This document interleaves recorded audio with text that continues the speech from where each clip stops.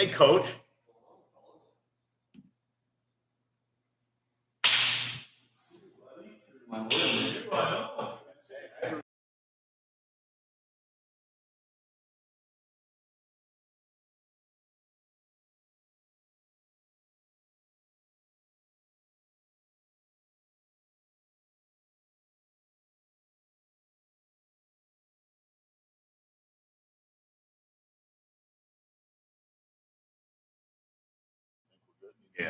Yeah.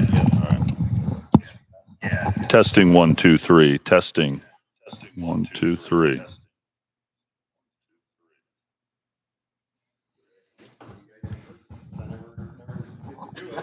Coach H is one of our loyal listeners.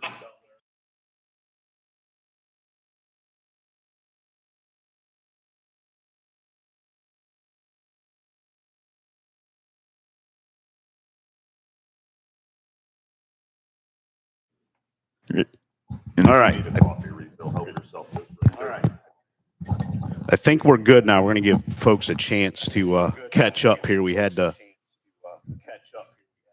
readjust. I know our internet when I got here was a little goofy and I was worried about it, but I went to a hot spot and I think we'll be okay now, Coach. All right. So, yeah, you guys give folks a minute to find our new stream here. Yep, that sounds good. I had a couple people say, hey, let me know when you get it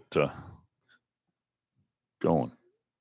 So do you have to post another link in that situation? Yeah, I had to post a new link, which if you're subscribed, that will pop up. Just pop up. Yeah, but we'll 18 are on right now. We'll let people try to catch up here, give them a couple more minutes as we let people try to find the new link.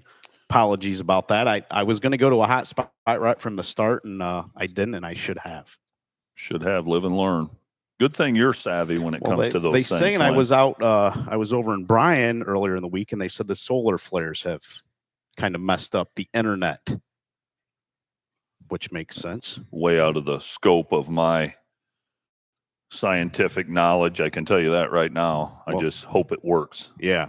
Well, I think we're good now. It looks like a lot of folks have jumped on. So good Saturday morning to you. Welcome to Rise and Rewind. The third time, hopefully, is the charm for us here. Apologies on our part as we try to get rolling with some internet issues here this morning in American Freedom Energy. So we're going to use a hotspot. Please, if you have our phone numbers, text us if we have any issues or comment on our chat on our YouTube channel, please. Along with Tory Strock, I am Lynn Groll.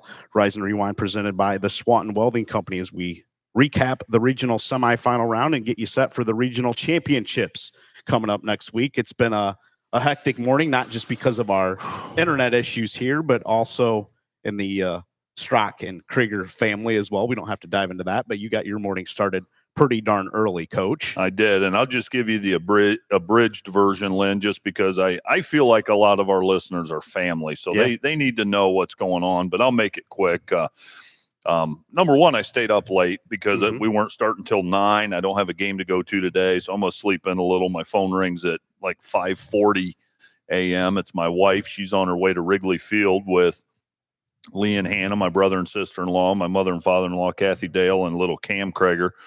And Lee's very nice, newer Suburban, and they're on the turnpike by Holiday City, and they absolutely blast a large buck.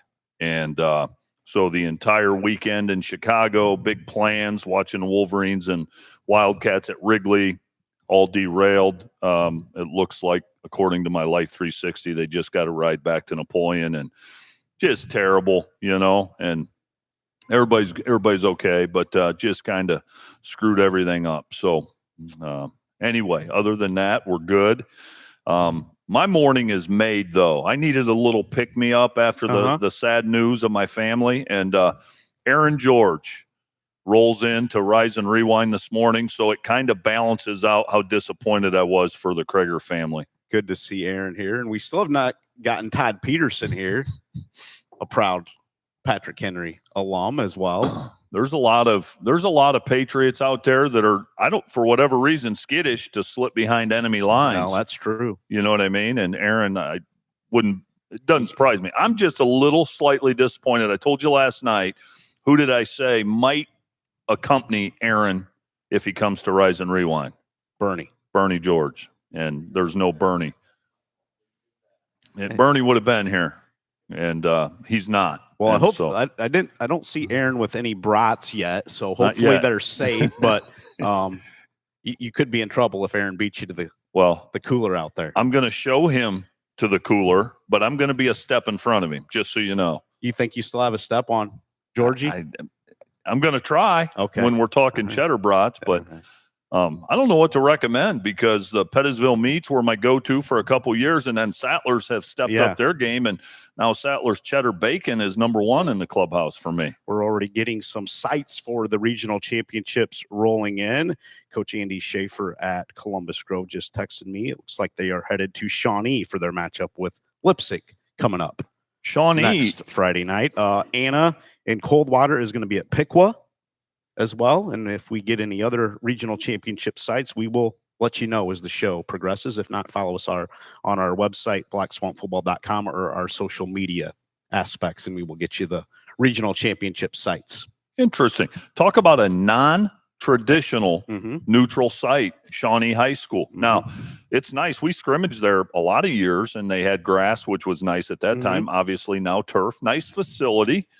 But I don't want to get into this right now, but even last night, people were committing the cardinal sins of playoff football. Lynn, in the comment that makes my head explode, if I had to rank the off-the-wall comments, I don't know if I could rank them 1 to 10. I couldn't put one above the other. But the one that stands out is somehow this notion that coaches and athletic directors have to mutually agree on the site. Where did that come from? And it's these figments of people's imagination. That's not a thing. And also, they don't have to be equal distance. Right. No, you can't just construct a stadium at the middle point of two schools. And another site that we have confirmed, thank you to Sean Weimer and also Matthew Clark, who just commented, LC and Genoa will be at Fostoria. That's also per LCAD Caleb Pullman. Fostoria, a nice side, was over there a couple years ago when Columbus Grove played Cary in the playoffs, and I think you were there for a Perrysburg game. It's a very nice facility. Perrysburg, Olentangy, Liberty, I was there. And folks that haven't been there in years, Fostoria Memorial Stadium is awesome. I'm going to tell you something else that just sticks in my mind from that Perrysburg playoff game a couple years ago. The folks at Fostoria are so eager and willing and honored to host. They do it as good or better than anybody does. I'm just telling you. So, Liberty Center and Genoa fans, be thankful you get to go to Fostoria because they will do a fantastic job. Yes, I like it. Yes, they will. Great facility. That should be plenty of room there, I believe. If I remember correctly, that holds quite a few. I don't think it'll be a problem. No, it's not going to be a problem. But there'll be comments. Right. They're not going to be able to hold us. Right. Yes, they will. Right. Yes, they will. Don't know where the state semifinal or the matchups, I should say, are going to be after the regional championship round, which regions will match up with each other. Usually it's Tuesday, Wednesday of this upcoming week when we find out the state semifinal pairings and which regions will play which regions. Boy, a lot of info coming in here, trying to grasp everything, and got a lot of notes jotted down, and boy, all over the place this morning. So I drove last night, and on those longer road trips, I like to drive so you can get to work on the way home, and it's the least I can do for all you do. But so I thought when we got home, you were pretty much done for the night. But then I see a bunch of stuff this morning from like 5.5, 6 hours ago. I go, he didn't go to bed when he got home. I didn't, and I went to bed about 2, and then my wife was getting up early because she was headed to Cleveland today to do some shopping with family, and I got up about 6, and our yellow lab that's 2 years old Clark came jumping in the bed about 6, and I thought, well, I'm not going to get any sleep. I might as well just get up. So I did a little more research for the regional championships coming up. So about 4 hours of sleep, which is normal on Friday nights. Yeah, you got to sleep fast in those situations. And the one thing that always jumps out to me this time of year, Lynn, it's like the sport of wrestling. Mm-hmm. Okay, no matter how big and bad you are, no matter how tough you are, there's always somebody out there that can beat you. And when you look at some of these scores, we saw Lima Bath a handful of weeks ago at Defiance, and they were an absolute well-oiled offensive juggernaut. And I remember thinking, you know what? Lima Bath could go a long, long way. 49-7 last night. Well, we'll get into how many yards they had in the first half. Okay. You'll be shocked in what they did against the outstanding quarterback Zach Welsh. Won't be surprised what Shelby quarterback Braden DeVito did. He did it on both sides of the ball, actually, for the Whippets last night. As Shelby rolled, they will get Galleon coming up again in a matchup from week 4 that was 45-34 Shelby back in week number 4. A lot of these rematches, they were games played in week 4. I don't know why, but it's just a lot of the games. Coldwater and Anna played back in week number 4, whatever it is. They just played in week 4 for these rematches coming up this week. We'll get into all of those and all the scores from around Ohio as well. Coach, anything locally jump out at you from a night ago? We'll give you all the scores from around the state as well, from all the regions, but anything locally that surprised you? I don't know that I was shocked by anything. I knew Walpock had an uphill climb against Central Catholic. That score was 41-7 Fighting Irish. Maybe that's going to surprise some folks, the score of that game, because I know you said you thought Walpock had a 30% chance. Maybe you meant to say 3%. Yeah, I might have overestimated a little bit.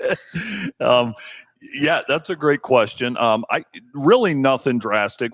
I think the Lipsick Pandora game was a little more offensive than I anticipated, just based on the first matchup. I'll tell you, the one thing that I can't stop thinking about since last night is how good Hopewell-Loudon is. That not the fact they won. We knew that was going to be a good game, but it was 30-14. But I just never really felt like Archbold had enough rhythm and enough firepower to win that game. Hopewell-Loudon could play with almost anybody that I've seen this year. Right. And then Kerry Paulding, we knew Kerry was on a roll. Maybe the differential surprises me a little bit. Not that Kerry won, but I would have thought maybe more like 21-7, 28-14. But Kerry, they put a stamp on that thing. Yeah, they did. Let's take a break here from some of our sponsors and come back and recap the regional semifinals from a night ago. The Swanton Welding Company proudly supports our local student athletes and coaches.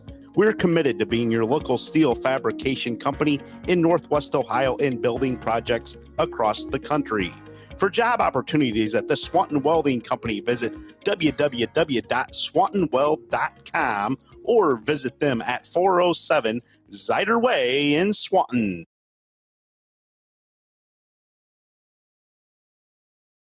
Who says a college degree is the only path to a fulfilling career?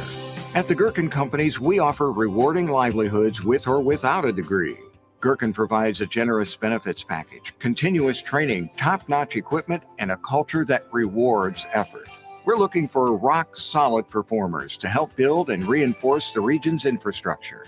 Whether you have construction experience or are just starting your career, apply now at gherkincompanies.com/careers. American Freedom Energy and Grandma's General Store off Route 24 on State Route 109, just south of Liberty Center, now has 88 unleaded fuel and is your one-stop shop for fuel, food, drinks, and much, much more, including locally raised meats and home-baked goods.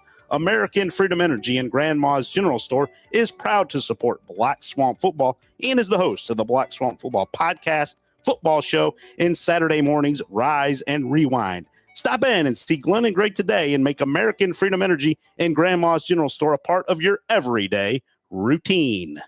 KK Collision is a leader in the auto repair industry that has been servicing Northwest Ohio's auto needs for over 27 years. We offer a fast and reliable repair option that stands above the competition. When your vehicle enters our facility, you can be assured that you have chosen the most technologically advanced repair facility in the area. KK Collision is an automotive body and mechanical shop, as well as both a light and heavy-duty towing service located in Liberty Center. Our towing services cover Northwest Ohio and the surrounding area 24 hours a day. Are you in need of a repair estimate? Visit us anytime during business hours for a free estimate at T556 Ohio 109 on the north side of Liberty Center, or call 888-533-7801 or visit our website at kkcollision.com. The fall sports season is here, and the Sports Place at Wassee-on-Ace has you covered. Stop in for all your football, volleyball, soccer, and golf practice gear and accessories. Did you know that the Sports Place at Wassee-on-Ace can create custom t-shirts while you wait? We can and we will. Come in with an idea and walk out with that perfect t-shirt of your own creation from the Sports Place at Wassee-on-Ace. We also offer custom embroidery. Whether it's a shirt, jacket, or other item, the Sports Place can fill your embroidery needs. Stop in and see us at 1495 North Shoup Avenue in Wassee-on. Welcome back to Rise and Rewind, presented by the Swanton Welding Company, as we recap the regional semifinal round around the area and around the state. Going to start in Division 1 and just go right from Division 1 to Division 7 in each region. Region 1 a night ago, Lakewood St. Edward 38-6 over Toledo Whitmer.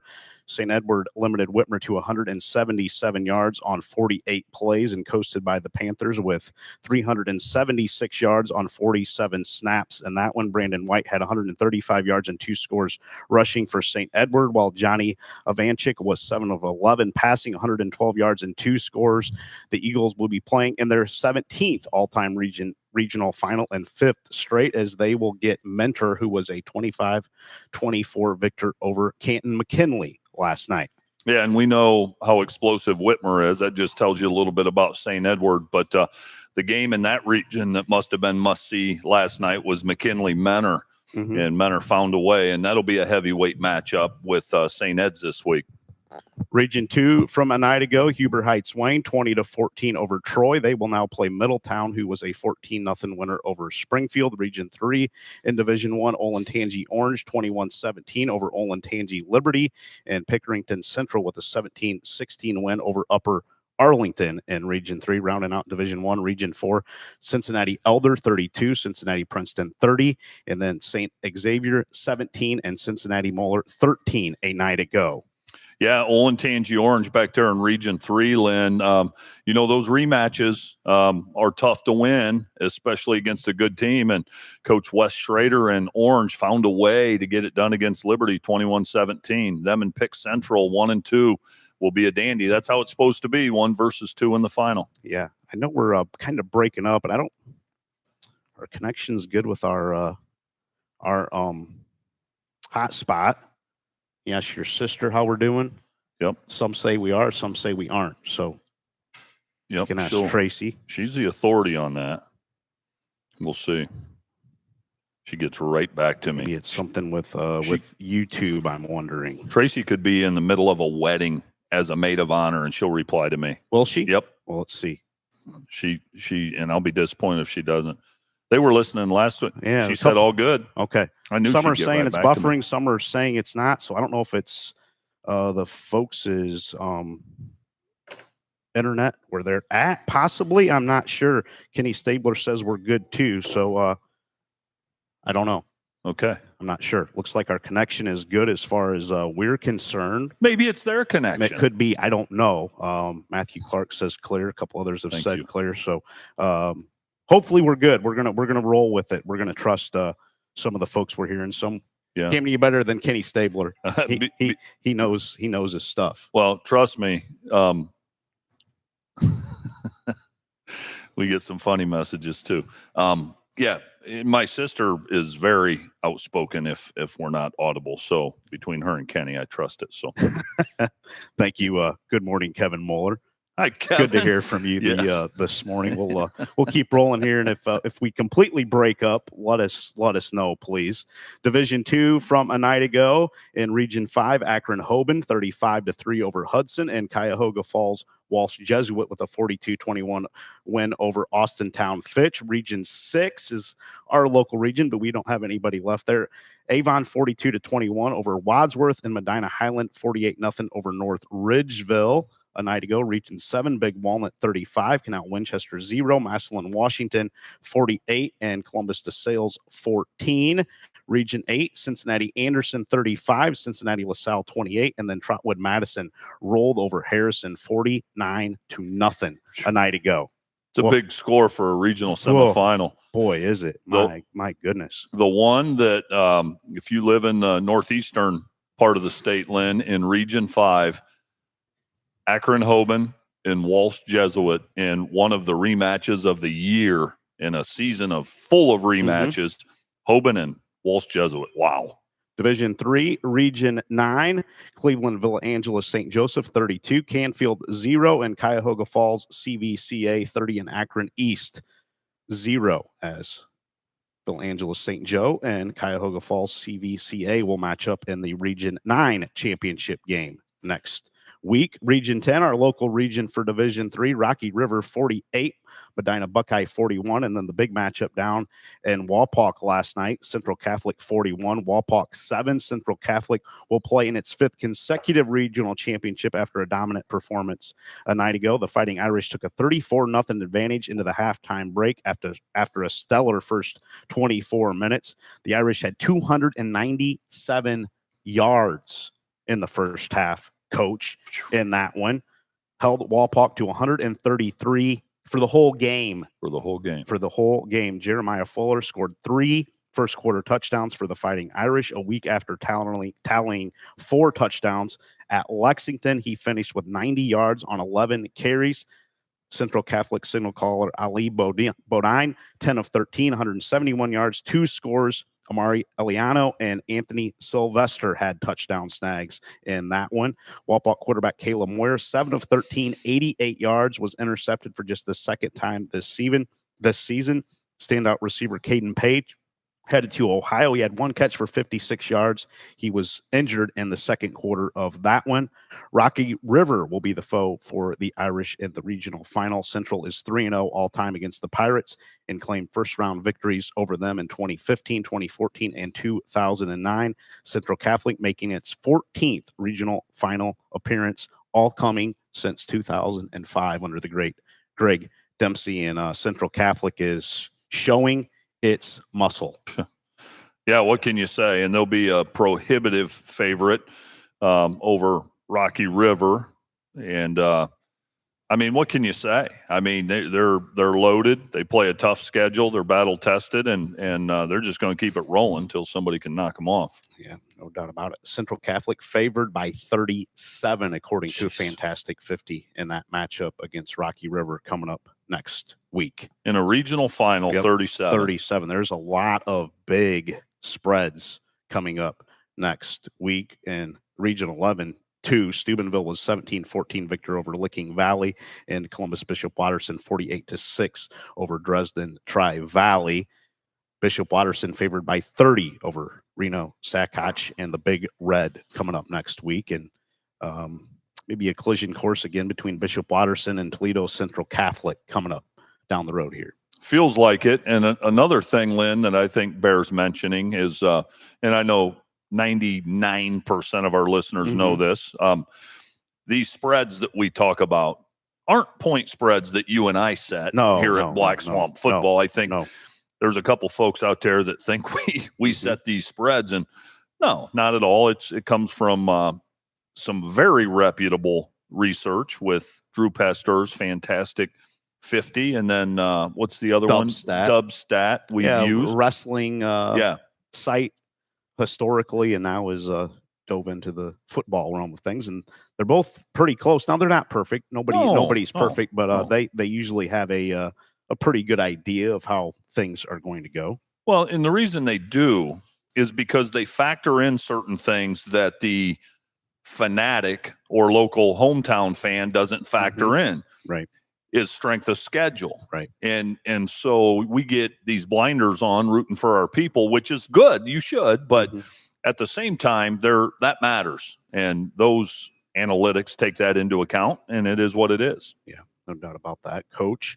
Region 11, as I mentioned, Bishop Watterson, a 30-point favorite over Steubenville coming up next week. Region 12, from a night ago, London 28-24 over Jackson. Tip City Tippecanoe 23-16 over Hamilton Baden. In that matchup coming up next week, Tippecanoe is favored by 4 over London in that one.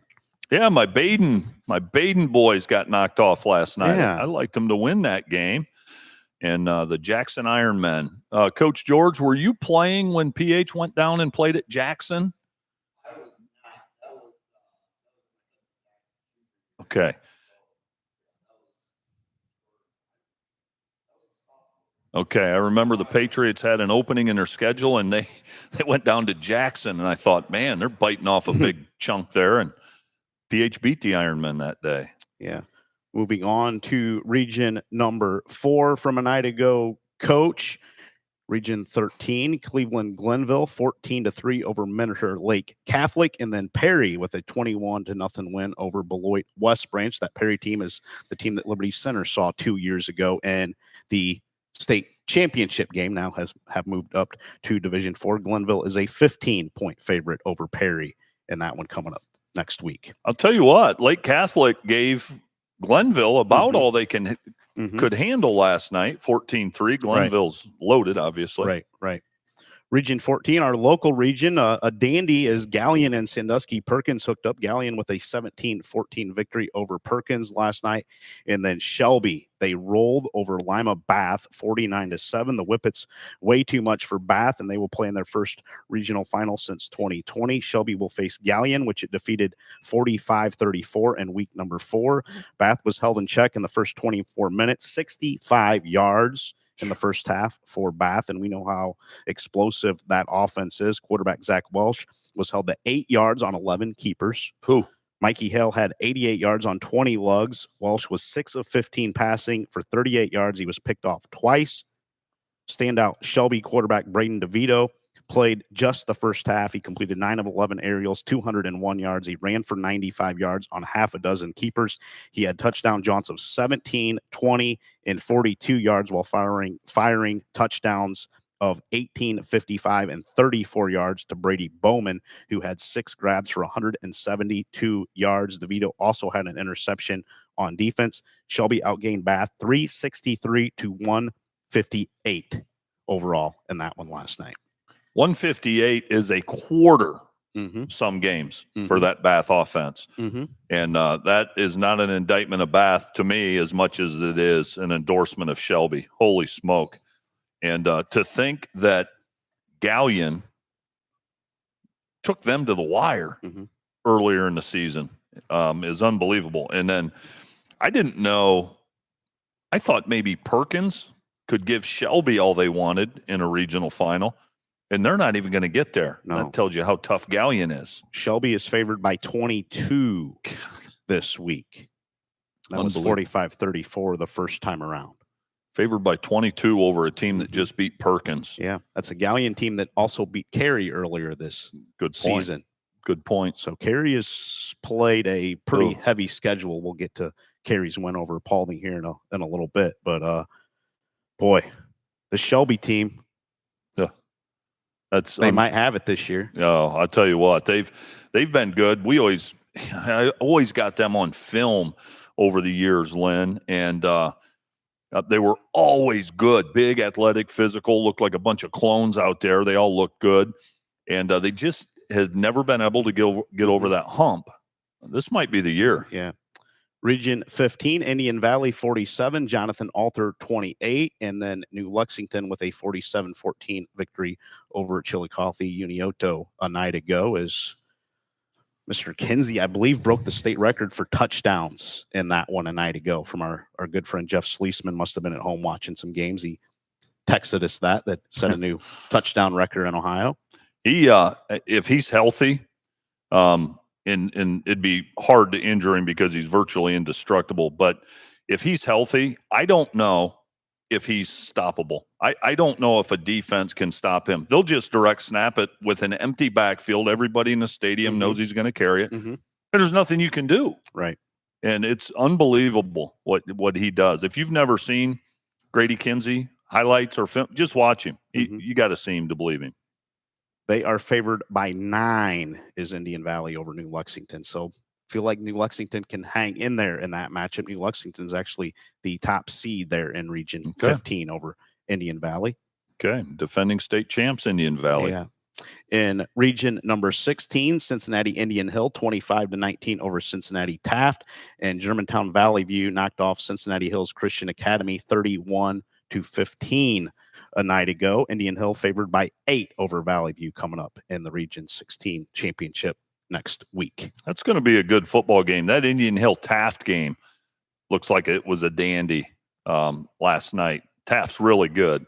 And so it tells you Indian Hill's the real deal. Most affluent suburb in the state of Ohio. Is Indian that Hill. true? It is true. I looked it up when I mentioned it a few weeks ago. That a few weeks ago, yeah. And a lot of times those affluent suburbs maybe are good at the quote country club sports. Yeah. Indian Hill can play some football too, buddy. You know, and they lose a lot of kids. I mean, you can rattle off a list a mile long of parochials in Cincinnati. Right. And boy, Indian Hill's loaded. Division 5, Region 17. That is the Northeast Ohio region.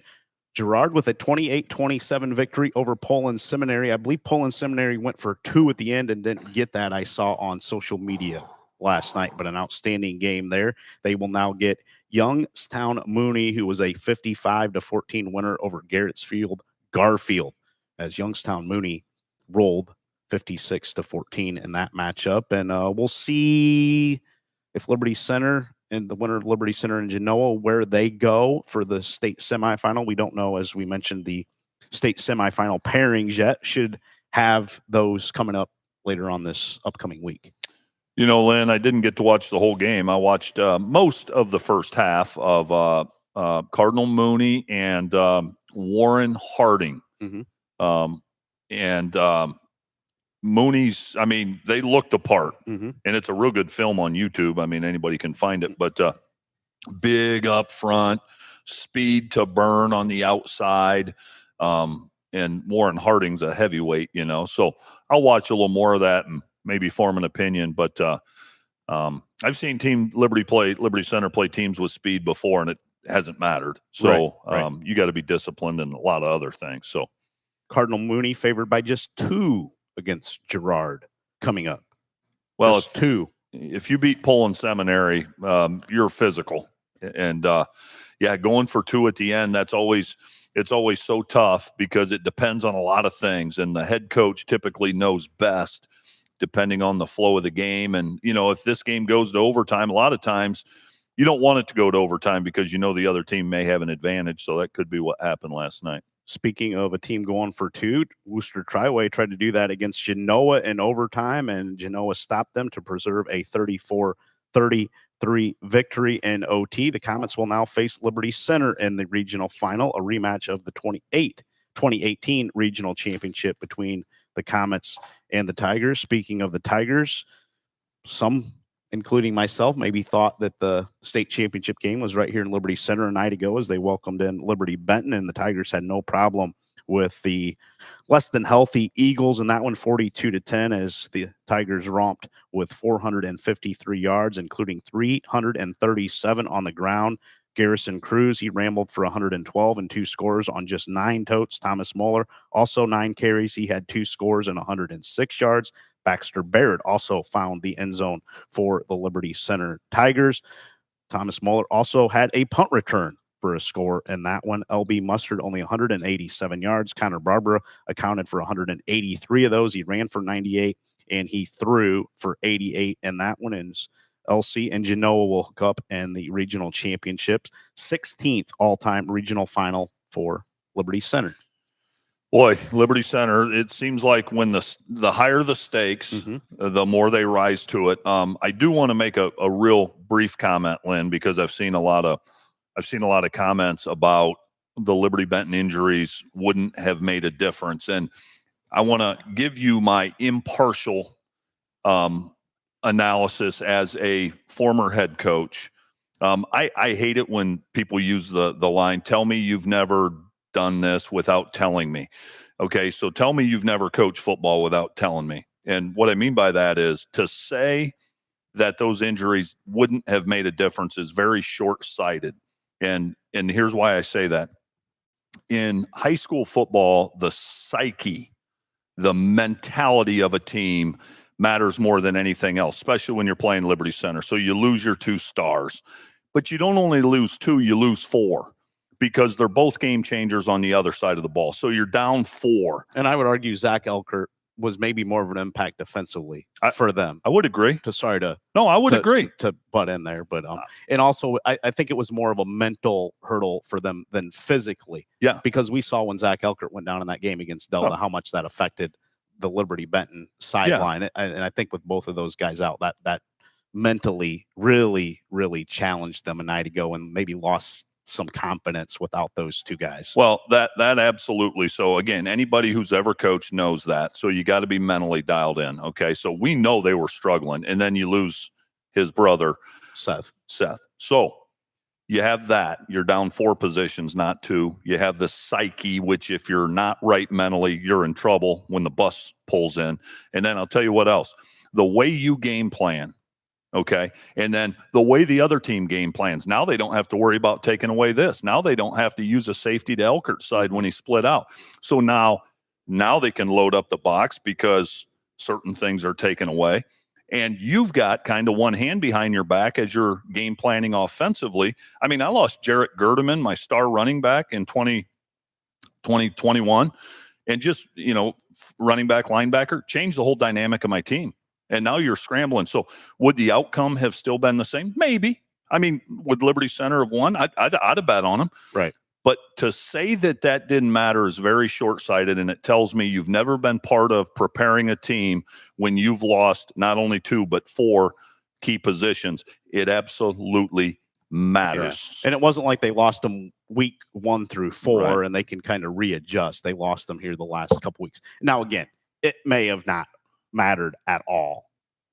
And in my mind, I would have picked Liberty Center probably by a couple scores, even if they had the Elkerts. But it changed the dynamic of that game. And Liberty Center right now is rolling, and they did what they did against that Liberty Benton defense, putting up that many yards rushing, and that's a formidable front that Liberty Benton has. We've seen them in action a few times this season, and they got some dudes up there in the front for Liberty Center, and Garrison Cruz and Thomas Moeller. Nobody's slowing them down. No, and that you're 100% correct. A lot of times, the opposing team can't even get to the second level because Liberty Benton's defensive front's so dominant. So you take nothing away. Liberty got it done in the trenches up front, and made a statement. Yeah, right. But I've got to say that because I feel like in our role here, you've got to be fair. And so I don't get on social media and comment. I just don't do that. Right. But if you've ever coached or prepared a team, you understand how those things impact the entire total game plan, and it affects you. It affects, yeah. Now the outcome may not change, like we said, but full disclosure, it had an impact. Sure. For the Liberty Benton folks. LC is favored by 31 over Genoa, and I wouldn't probably argue with that. This is going to be a stiff challenge for Genoa to overcome this Liberty Center team. It is, and if the Tigers are on a mission. They've been so close. Yep. They've been so close to that golden trophy the last couple of years. These guys are just even more hungry for it. And it shows. Looking at the weather now, obviously you don't even talk about that a week out, but looks like a real soggy week.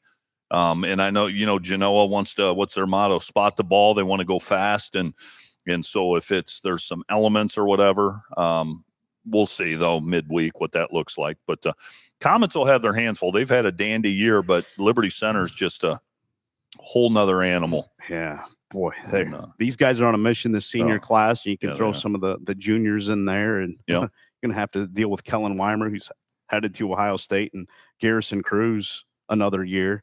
And then you have senior leaders like Hunter Spangler. Yep. And then if you think things get easier for you in the future, you got a bunch of young guys coming up in the program, learning from these guys, waiting their turn. It ain't going to get any easier, friend. Who is out there that can challenge Liberty Center? I don't even want to say beat them. Is there somebody out there that can give them a competitive game at this point? Is it Mooney or Girard, and maybe that's it? Mooney or Girard. Is there going to be a team I mentioned during the week? Triway, we don't know much about them. Are they a wild card? Yeah. Is Genoa, because so many games come down to matchups. Yeah. Right? Does Genoa match up a little better? Now, I don't know how you match up with Liberty anyway, but does Genoa maybe match up a little better than, say, Liberty Benton did? I mean, I don't know, but if they do, I don't see it yet. Yeah. So maybe it's Wheelersburg. Yeah, I mean, they're going to get Nelsonville York this week. Wheelersburg favored by 25 in that matchup as Nelsonville York a 10-7 win over Columbus Academy, and Wheelersburg 36-13 over Barnesville. That was supposed to be a little tighter game against Barnesville last night, but don't know a whole lot about Wheelersburg. Maybe it's Wheelersburg that can potentially challenge Liberty Center, but challenging them and beating them are a couple different stories. No, you're right. Challenging them. Here's the thing. You can be a really, really good football team and still lose to Liberty Center 35-14. Is that challenging? I mean, based on Liberty Center's body of work, it sounds like it's challenging. Yeah. Was the Archbold game challenging? For a half.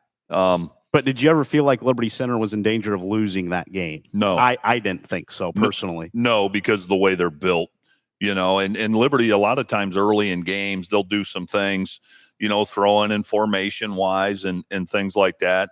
But when Liberty wants to just line up with tight ends and a wing and just run power and belly and trap at you, they're virtually impossible to stop. So, yeah, the Tigers are loaded for bear, man, and we'll see if Genoa can slow them down.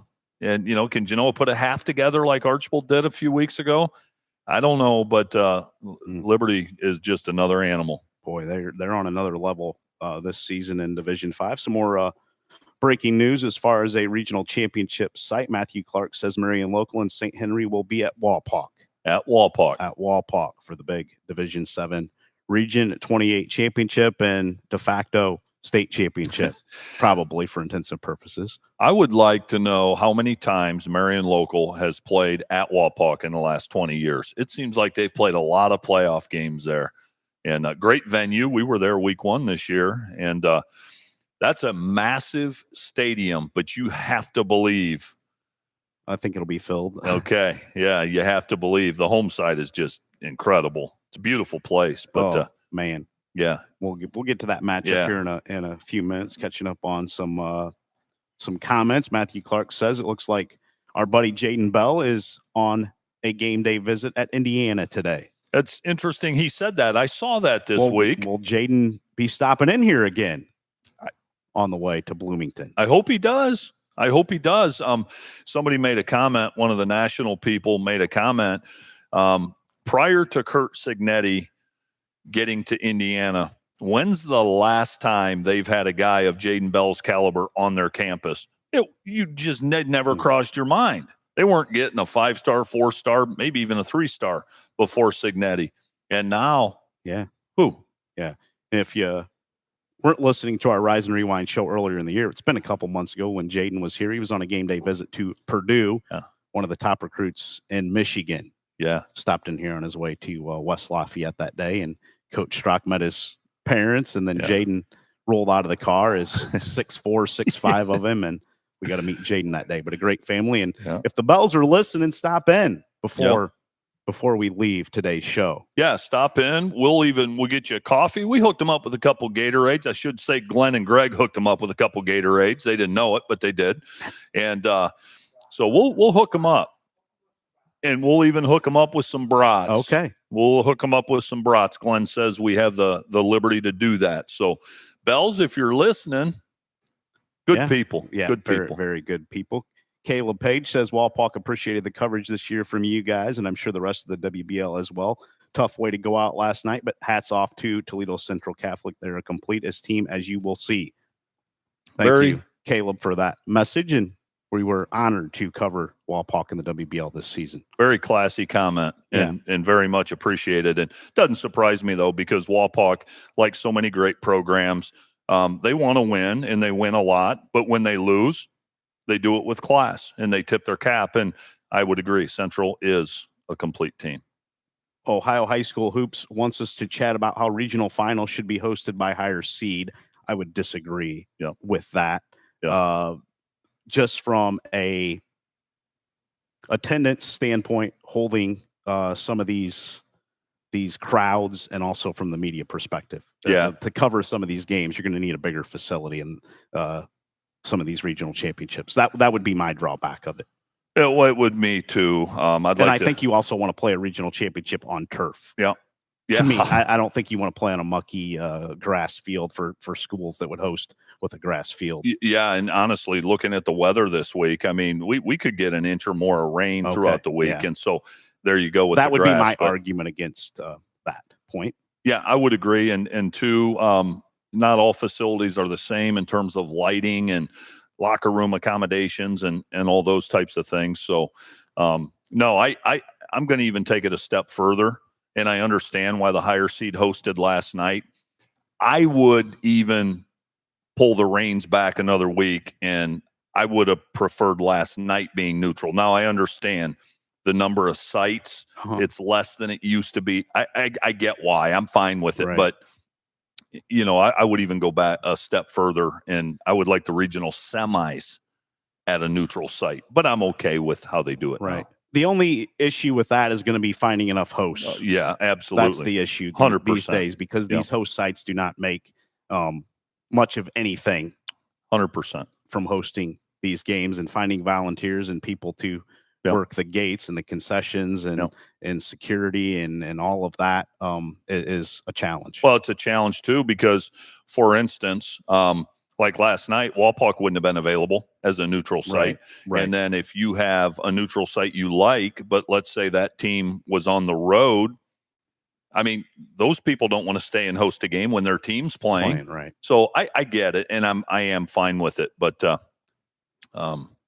I think the regional semis probably should be on a turf field. I do, too. But it's going to be hard to accommodate that. No, I would agree. But that's I like a little bit of feedback because you're allowed to have an opinion, People get all hot and bothered by it, but I like that. That's a good thought. Aaron won't like this comment, but Mercer to Mercer says, tell Aaron George hello from Marion Local from the 2007 team.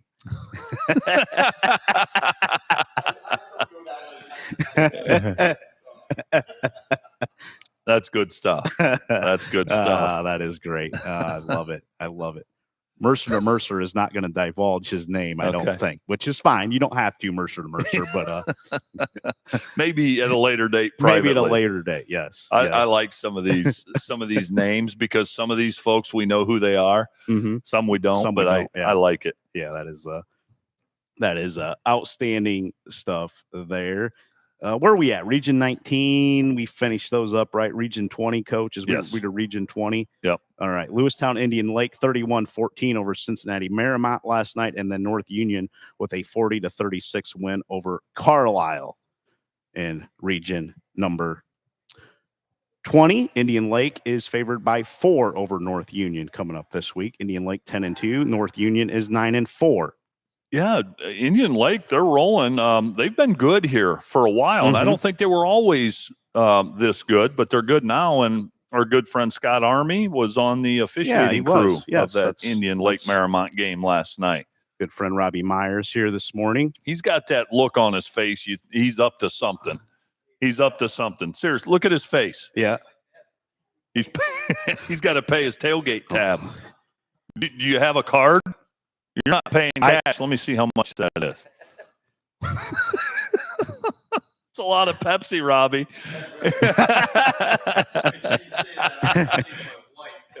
No, we're live, so I said it. Yeah.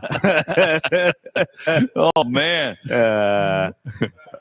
Robbie's like the neighborhood Norm Peterson. If you watch Cheers, and some of our younger listeners won't know, but never pays his tab, but he did finally pay it. He did. 3 months late. Yeah, and I saw him look at Glenn and held his card up. Mm-hmm. You know, he didn't have enough cash in his wallet to pay for that. Yeah. Joey Nichols says, I saw some people at the tailgate with loaded nachos trying to sit at your seat last night. There was a tailgate here last night, Hopper. Loaded nachos. Oh my goodness. I forgot Outlaw to check. barbecue. I forgot to check. I wish you wouldn't have said anything. I don't see anything. Oh, my loaded nachos are going to give me I'm going to have a panic attack right now. You know how I want to knock people out. You go to like a ball game, a Lions game, Tigers, Indians, Reds, and the dude that sits down next to you with loaded nachos, I want to look at him and say, you couldn't eat before you came, for crying out loud?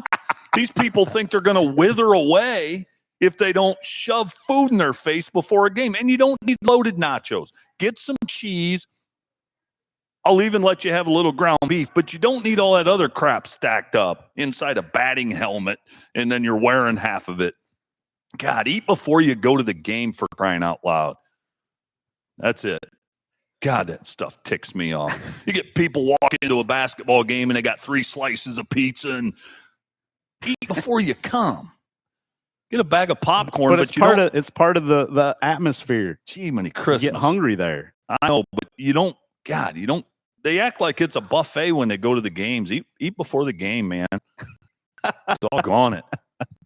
There's Coach Strock's rant of the morning. You think I'm joking, trying to be funny? I mean that. You don't need to be shoving pizza down your gullet while you're watching a basketball game.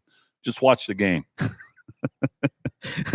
Moving on to Division 6. Gosh. Region 21. Kirtland last night, 35-7 over Smithville, and Sugar Creek Garraway, 25-16 over Dalton. Kirtland favored by 17 against Garraway coming up this week. Boy, Kirtland. They just keep it rolling, don't they? They certainly do. Although Garraway, I hear Sugar Creek Garraway, and I think hoops, I think basketball. That spread you'd think would be a little bigger. So Garraway must be playing some football. I don't even want to know. That was from our good friend Kenny Stable. He got him rolling here. This Kenny's probably one of those guys that rolls in there with a batting helmet full of nachos and salsa and cheese and all the other toppings they have. Are you one of those guys, Kenny? I bet Kenny's a guy who maybe has a Slim Jim in his pocket and just eats a Slim Jim. That's a good, clean snack to eat. And you go to these games, and we're media, so I can say this, but I won't get as passionate about it. But these press boxes have food, and God, they go to Patrick Henry, and they take care of you. Well, they have half chickens up there sometimes. Half chickens and ribs, and Clint Smith, does all that. And these media people, oh my goodness, it's like it's their last meal before they get executed. They're lined up, and they're just, good Lord. How can you even call a game? You got pizza grease on your hands and wing sauce on your shirt, and your roster's got stains on it, and your ink pen's greasy. Just call the game, man, and maybe grab a cookie on your way out. Dadgum. Now, hang on a minute, because I witnessed you knock down a few chicken strips a couple weeks ago at Liberty Benton High School. Liberty Benton. Just a minute here. But here's the difference. I had a bowl. I had a fork. No sauce. Okay? Couple of just plain chicken tenders in a bowl with a fork. Stick the fork in. Eat the tender. And that's it. These people, I saw guys up there, they're holding the chicken finger with their bare hands. Okay, now your hand's greasy. They think they got to have dipping sauce, making a mess. Good Lord. Can't stand it. Well, I know you're not a dipper. No. God, no. These people, that's another problem in this country. Region 22, Division 6, as we've gotten way off track here with your there's hot buttons, Lynn. There's certain things that press my buttons. That would may have got you better than anything so far this season. Dang. Region 22, a game that we had last night. Hopewell-Loudon 30-14 over Archbold. The Chieftains never trailed, had 374 yards of offense to 290 for the Streaks. The Chieftains will square off with Cary in the regional final nearly 3 months after posting a season-opening 30-7 win over the Blue Devils. Kellen Frankert, 15 carries, 97 yards, a TD. Brody Brickman, 12 carries, 90 yards, a touchdown, powered the Hopewell-Loudon running game, which generated 224 yards on 37 attempts. Jacoby Ellis, their main quarterback. He's their throwing quarterback, 6 of 8 for 124 yards. They let Frankert also throw it. He threw a touchdown to Brickman, who caught 4 passes for 86 yards. Arondra Krieger had 6 grabs for 77 yards to lead Archbold. Morgan Harris had a receiving score, and Maddox Penner had a rushing touchdown. Hopewell-Loudon is making its 7th regional final showing, and its first since 2021. We'll recap the Cary Paulding game, then we'll look ahead to that Cary Hopewell-Loudon matchup next week. Cary 41-6 at Paulding as they put the clamps on the Panthers, held the host to 140 yards a night ago and posted 370 rushing yards, did the Blue Devils. Cary tallied 21 points in the second quarter and tacked on 13 more in the third. Stanza to really open that one up. Dash Puckett, 160 yards rushing on 23 lugs. Mace Puckett, 140 yards on 16 totes. Dash scored twice, and Mace also scored twice for Cary last night. The Blue Devils, as I mentioned, will face Hopewell-Loudon, which coasted to a 30-7 win over Cary back in week number 1. I'm trying not to laugh here as I'm getting some text. Yeah. Cary will be making its first regional Final Four since 2021 on the way to the state championship as they knocked off Liberty Center in that one. But Cary, no problem at Paulding, and Hopewell-Loudon. The coaches that I talked to that have either seen film or seen them in person this season raved about this Hopewell-Loudon team and Brian Colatrillo, and weren't quite sure what we were going to get a night ago in Bascom with Archbold rolling into town. They're a rugged bunch, are the Chieftains. The Ewald boys up front, especially defensively, are problems. Aiden and Joe, oh my goodness, senior and a junior. And then they rotate quarterbacks. As I mentioned, Ellis is their main throwing guy, and then they put Frankert or Brickman back there. Sometimes they have Frankert and Brickman back there together. They're both a load. Boy, they have a lot of different weapons. And then Reese Hoover, maybe the best defensive back we've seen in person all season. Now, I'm not saying he's the best defensive back in our coverage area, but in person, and for one game, that was impressive what he did from his defensive back position. He was all over the place a night ago. You couldn't beat him deep. You couldn't beat him underneath. No. Even when he gave you a big cushion, he would come up and stick you or knock the ball away. Hopewell-Loudon, just a nasty group up front. Yeah, there's not a whole lot of weaknesses. And Brian Colatrillo with his screen game. Oh, yeah. Lynn, you actually summarized it very well. And I don't think Archbold played bad a night ago. No. They didn't play bad. They didn't turn it over. Nope. Didn't have a lot of penalties and things like that. Hopewell-Loudon just kind of took it to them and controlled that game. Yeah, and I'm not going to beat a dead horse because you actually did a nice job summarizing Hopewell-Loudon. I'd first like to say congratulations to Archbold and Coach David Dominic on an outstanding season. I've liked this Archbold team all year. Hopewell-Loudon is just a complete football team, and they're one of those teams where some of our local listeners maybe aren't familiar with them, aren't familiar with Coach Brian Colatrillo, and they're one of those programs, kind of like Andy Schaefer at Columbus Grove. They like it that way. You don't see a lot of Hopewell-Loudon hype on social media because they just take care of business and unbelievably rugged in the trenches. Brickman is great. A utility guy, Swiss Army knife guy, as I've seen all year. Unbelievable. And you mentioned they play 3 quarterbacks, and you think, well, 2 of them run. Yeah, 2 of them run more than they do anything else, but they can throw. Yeah, and Frankert will throw it a little bit. Brickman didn't throw it. I don't know if he threw it at all a night ago when he was back at quarterback. They extensively run when he's back there. But Brickman, if you don't pay attention to the receivers, he'll burn you. Yeah. And he's a load. He's 210. Yep, he's a load, and they're good, and they've got some depth, and boy, they're going to be a handful. I will tell you that they're loaded. And Brian Colatrillo's taken some teams to the state final. He's had some good teams at Hopewell-Loudon, and Archbold just those 2 teams played multiple times. Archbold would have trouble winning one. That's if they played 10 times, Archbold may win 1 or 2.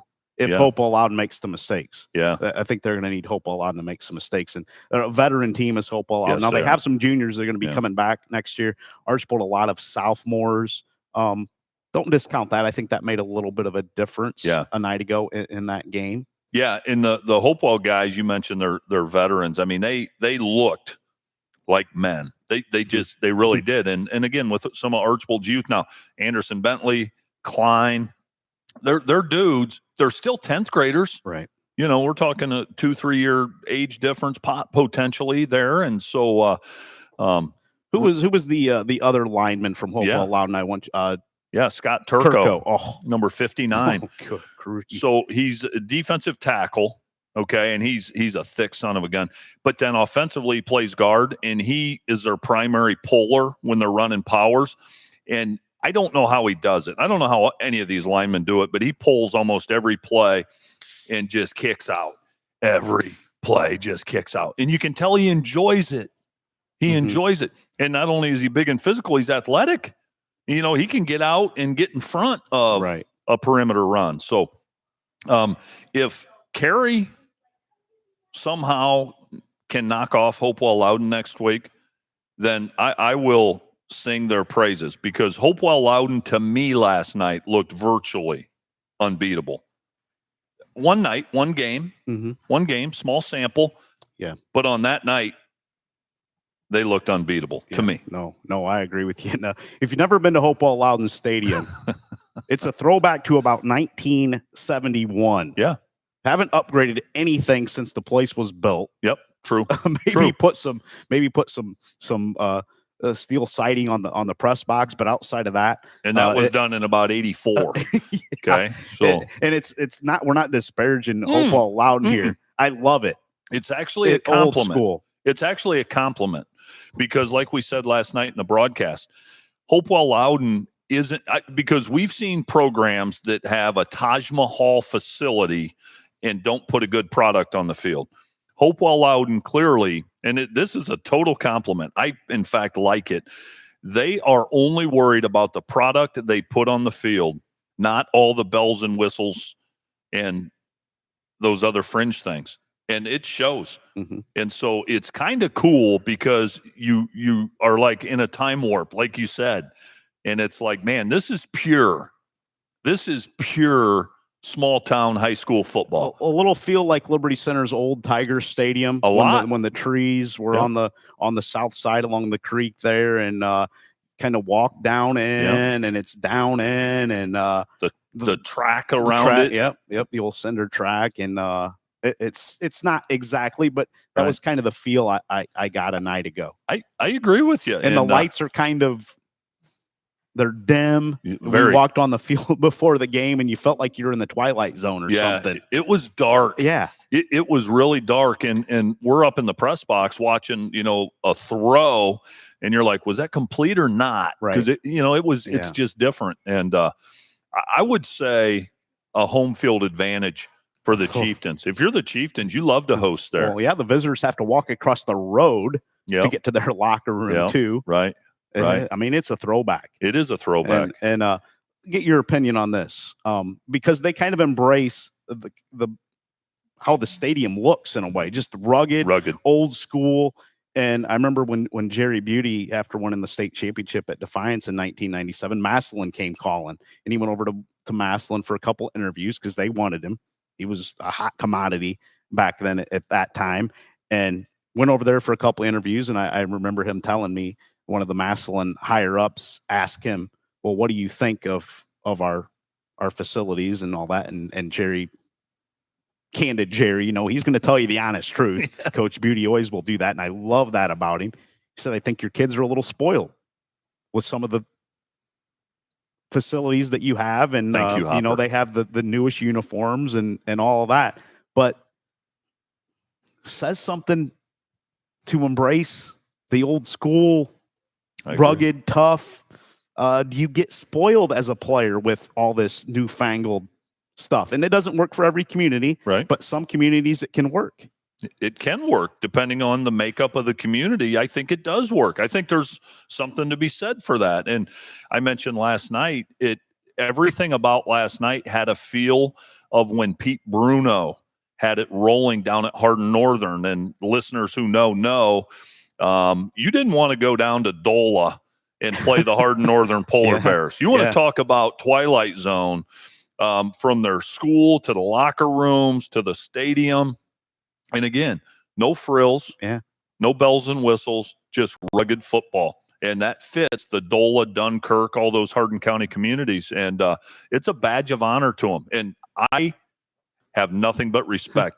I love it. In fact, I could be part of something like that. I like those places. Yeah. I'd be curious if Hopewell-Loudon has thought of upgrading some of the stadium there. And I think there was some talk that maybe they were going to move the stadium behind the school at some point a night ago. I don't know how much truth there is to that, but we did hear some rumbling of that. But I like it down in there. And I do too.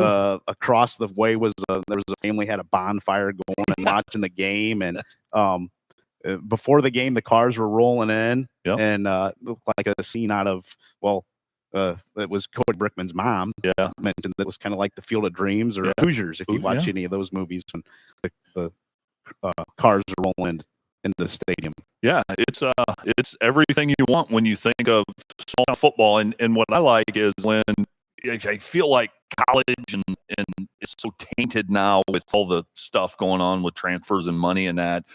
It felt pure last night, Yeah. It felt pure. So there's still some of that. Yeah, I know when Sam Cotterman in the Eastwood coach, he got the job, and I was talking to him about getting the job, and he talked about high school football is a stadium with the lights on out in the middle of a cornfield. I love that comment because that kind of embraces what high school football in Ohio and the roots of high school football really is. It is. And again, like I said, it's pure. And I just hope they don't infiltrate it and ruin one of the last great outposts of purity. No. And in our broadcast spot tonight, you go pretty much a covered porch on the edge of the press box, and we had a card table, and you could, if you sat behind the card table, you could see from about the 40 to the 40. Yep, that's right. If that. And the card table, I think, was from 1971. I mean, those legs, I thought it was going down. But just what a great experience, honestly.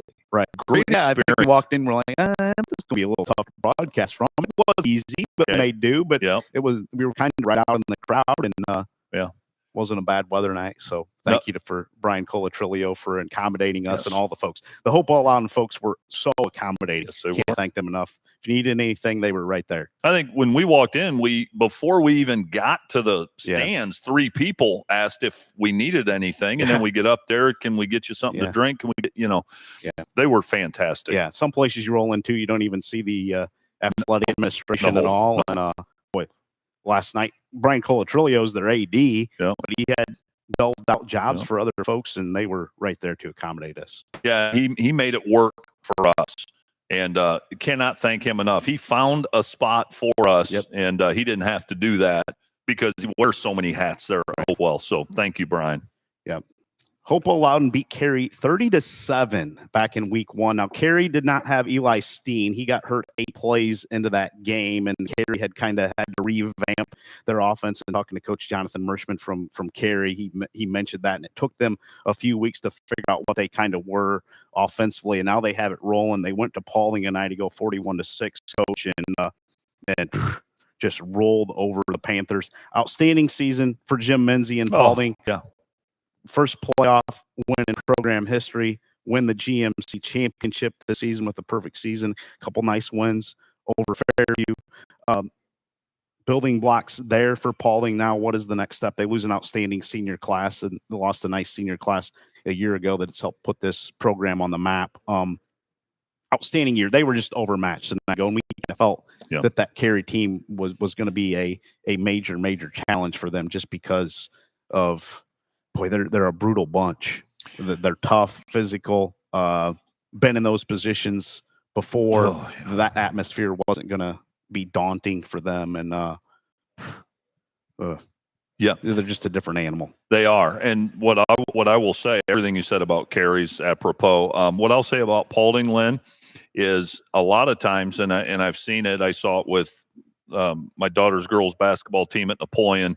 You've seen it other places, certainly at Liberty Center here. Mm-hmm. A team like that, a season like that can affect generations. It can affect generations because of the ripple domino effect. So not only the little kids, Yep. you know, 3rd, 4th, 5th, 6th graders that went to the games on Friday and looked up to these guys, but the kids that were on the sidelines this year, hopefully they get in the weight room and they do all the things that these seniors did, and that it just becomes a culture, which the great programs have a culture about them. This can really propel Paulding forward. And you won't really know the impact of this season until 2 to 7 years down the road. Then you see the impact it made. And I hope these lessons stick, because it'd be cool to see Paulding be a contender every year. Get the Mans boys back next year. Coverage not going to be bare with those guys back. If you could pick 2 guys to build around at any school in the area, they'd be 2 pretty good ones. Yeah. Congratulations, Coach Jim Menzie and the Paulding program. A great season, and happy for them. They deserved it. And Jim Menzie, so consistent, so humble, so cordial, always willing to promote his program. I mean, he came over here, he'll come here on a weeknight at 7 o'clock because he wants to promote Paulding and the kids in the program. And so can't say enough good things about Jim Menzie and his character as a man. Yeah. Rick Moyer asking, did you say Lipstick Grove at Shawnee? Yes, that is what we are hearing. And Patriot Publisher also confirmed that. Yeah. I was going to say something, but I'm going to save it till we get into our Grove Lipstick recaps. But non-traditional site there, but Shawnee will be a nice facility. Yeah, I haven't been to Shawnee in a number of years.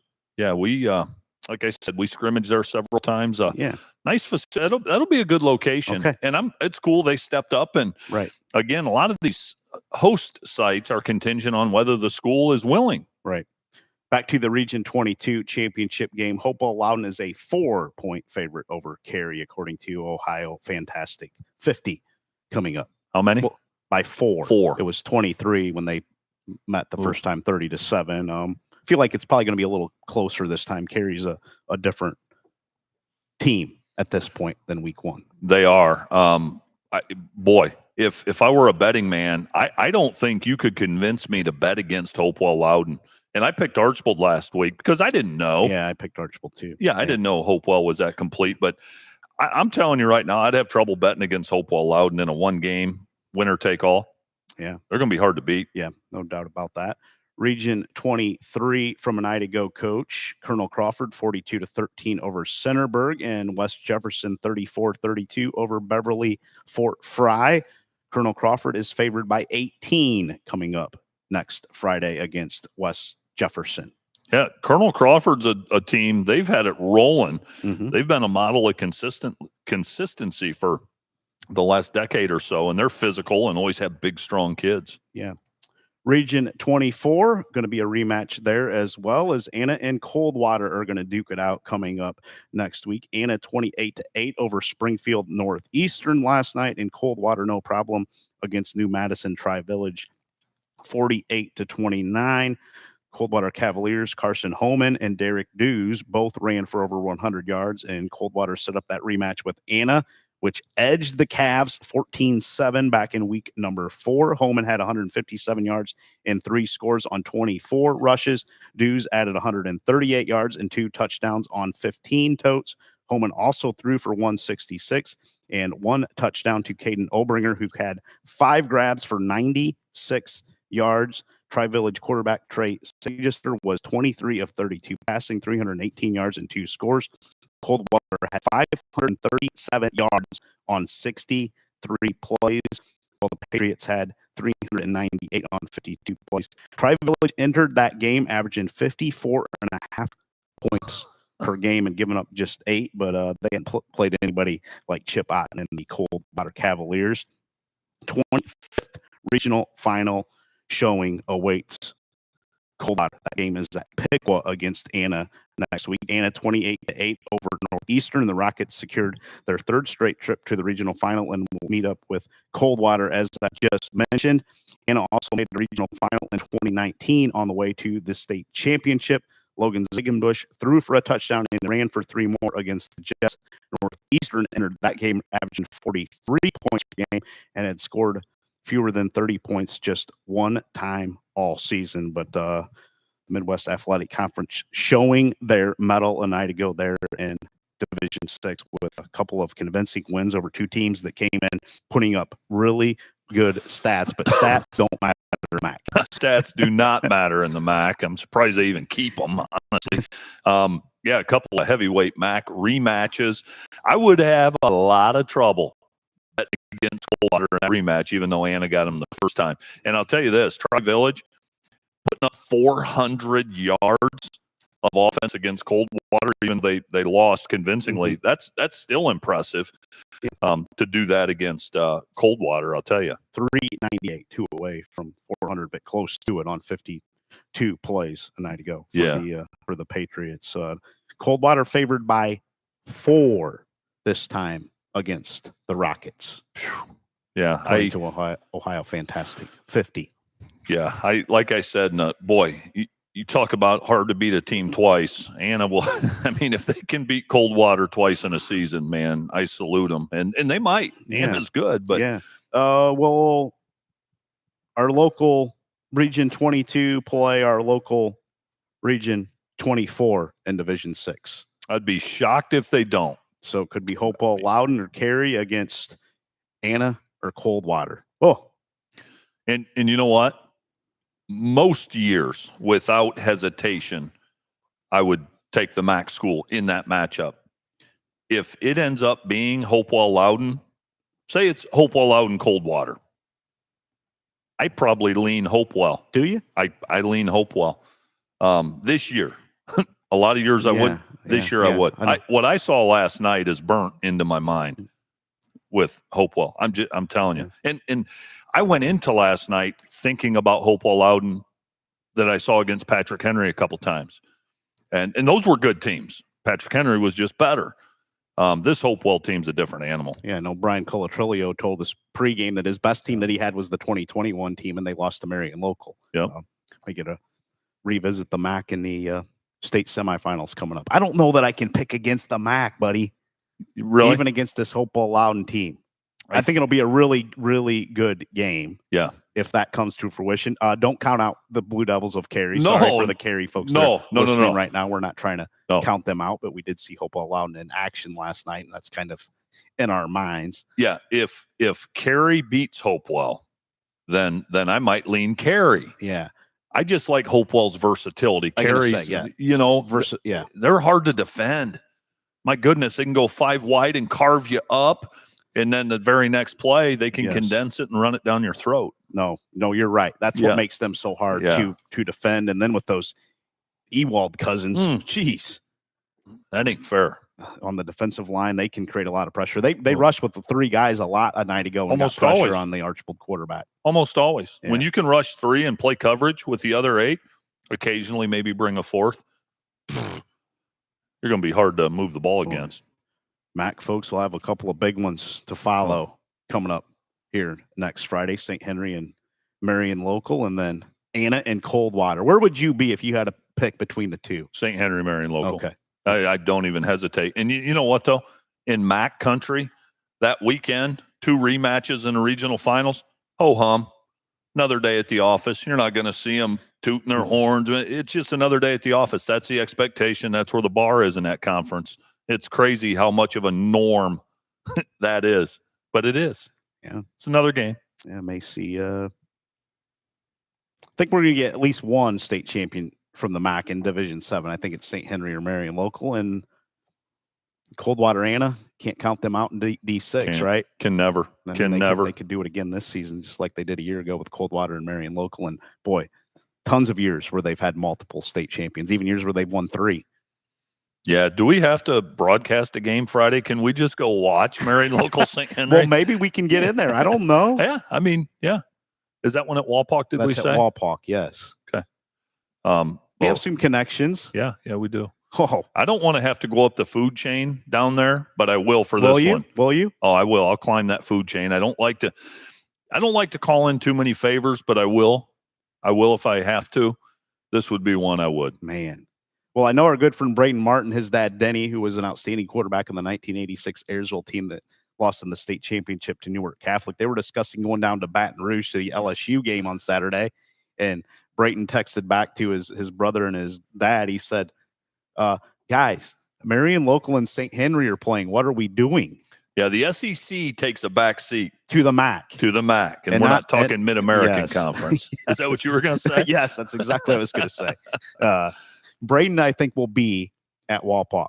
My goodness. I'd be shocked if Brayton Martin wasn't at Walpock. Now, I know the MAC has had some big games over the years.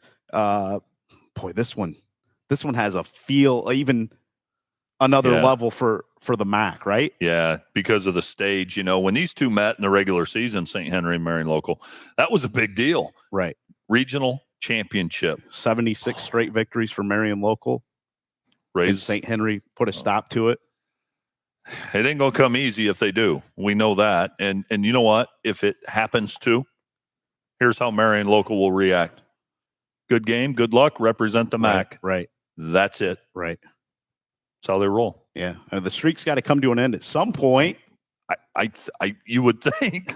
And if it doesn't, this week, when is it? Because they got some kids coming. I'm going to say their sophomore class is really good. It may never end. They may set a record that's insurmountable. That's what MAC people have said. If you don't get Marion Local this season, you're not going to get them the next 2 years. Isn't that something?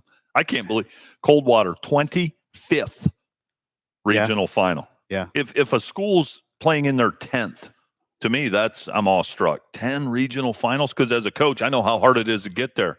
I coached in one in 2012, one regional final. 25, just a habit. Just a habit for those coaches. 25. I mean, they're to the point with their trophy cases. Listen, we'll take a trophy if we win in the state semis. We don't need, or state final, runner-up, or championship trophy. We don't need any more regional championship trophies. We're out of room. Right.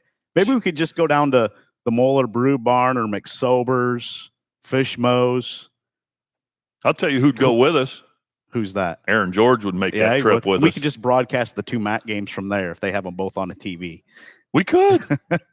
We could. We'd get some listeners. Just like the Red Zone channel. Yeah, you kind of watch one screen, I watch the other, and we kind of combine the. You might be onto something. The Brew Barn people were good to us that day. They were. Nick and Chelsea were really good to us. Don't you remember their names right off the top of your head, for crying out loud? I don't know. Gee, many Christmas. They're just so good to us that day. They were. Yeah. They were. They'd accommodated. Good folks at McSober's too. They're in Coldwater. I'll tell you what I'd like to do for that one, because we've got some loyal listeners. Remember we did the Grove Bluffton game on my big screen? That's right. In the classroom. St. Henry Marion Local remotely. That went well. Yeah. Think about it. If we could do that. If we can't get in. Yeah. You know the right people at Walpock, though, and I do too. I know some folks down there that maybe can help us out. But boy, I'd love to see that game. I would too. I don't want environment. Yeah. It'll be like a throwback. I know we don't get to see a lot of MAC games ourselves. Yep. With our coverage up here and the MAC being a new coverage area for us this season. But that will be a atmosphere like 1988 yes, it will. For a big playoff game around these parts. Just makes me smile. Yeah, we may do what we have to do to get there. That'd be fun. Boy. That'd be fun. You got an early favorite in the two MAC regional championships coming up? We're going to get to the Division 7 games here in a second. But yeah, my early favorite is Coldwater against Anna. Early favorite. Marion Local St. Henry, I just immediately spew Marion Local because it's the easy thing to do. I am legitimately 50-50 right now. I may be 51-49 come Monday's podcast, but right now I'm split 50-50. Forgot to get our helmets out with a couple of teams we have left. And then thank you to Coach Josh Whirling for sending those helmet stickers earlier on in the season from St. Henry. Get the Tiger one in the screen there. There we go. We would put some more out there, but we don't have any from our other teams that are still playing. But there we go. Yeah. St. Henry, Marion local. That's razor thin. I again want to say St. Henry, or I want to say Marion local off the top of my head, but they've shown that they're human this year, even though nobody's beaten them. Playing them tough and beating them is two different things, but we'll see. We'll see. Nothing would surprise me in that game. No, nothing. Have a feeling it's got to be tight. It's going to be close. It's got to be. I mean, I could see we'll get into it in our podcast on Monday when it's released, but I mean, it could be like 7-6 or 10-7 or something. Could be, and it could be a special teams touchdown. Yeah. That is the decider, which it was against Coldwater. Marion local punt return touchdown. Right. Yeah, didn't score an offensive touchdown on that one. Yeah, found a way. But geez, can you slay the dragon of Marion local and Tim Goodwin? Can you do it? It's one thing to play them close, another thing to beat them, and they've gotten a couple breaks. They have. Versailles game, obviously, well documented. Even Marion local people would admit that. But every great team, regardless of sport, has those games where the ball just bounces their way and the streak continues. Boy. And you say, well, they got lucky. Well, you know what? You make your luck by preparation and then opportunity, right? When those two things meet. And so they make their own luck. It doesn't just happen, I believe. Yeah. Patriot Publisher says St. Henry will get Marion local 8-7 as St. Henry goes for 2 because why not? It is the MAC. Jeez. I'm not going to argue with you. I love Patriot Publisher. Yeah. He's awesome. Yeah. Jessica Clapp says Liberty Center needs a challenge. There's nothing more than beating Genoa next week. Go get them Tigers. I like it. 1 week at a time. 1 week at a time. Yeah. 1 week I at don't a know time. how much of it. I just don't know how much of a challenge Genoa will be for Liberty Center if they have their antennas up, which it's a regional final. They'll be ready to roll. They'll be ready. And here's the key. Liberty Center's coaches are so good at keeping those kids grounded. And I think those kids are grounded just kind of by nature. Right. Seriously. Right. If you know those kids and their families, they just take care of business. Every week's a business trip. So it's not like you got to pull them down out of the clouds, but Liberty's coaches will have them laser focused on Friday. Don't take the rat poison, as Coach Casey Moeller would say. Anytime I mention something, state championship, don't eat the rat poison. That's he'll right. say. Yep. Saban and crew, but I like the Tigers to win state this season, Coach. Okay. I'm just going to put it out there. All right. I've put it out there all year. I like it. I'm not going to say that yet, but I would say they're the favorite. Yeah. I want to see a couple of the other teams, but their body of work, they're on a mission. I mean, they have a sole purpose, and it wasn't to win the NWAL. No. That was probably going to happen. Yep. They've got bigger fish to fry, but Coach Moeller won't let them talk about it. We could be on our way to Canton in 3 weeks from now. Talk about being spoiled. We get spoiled when we go to Fawcett or Tom Benson Hall of Fame Stadium, don't we? Yeah. Have our own suite. Yeah. Oh, that's nice. Yeah. It's nice. If we can keep Coach Lindgren out of it. And now may have Division 7 team. Good. There we could. This year too. We could. We'll get to the Division 7, Region 25. McDonald 40-13 over Monroeville last night, and Mogador 47-14 over East Canton in Region number 25. McDonald is favored by 3 over Mogador coming up this next week.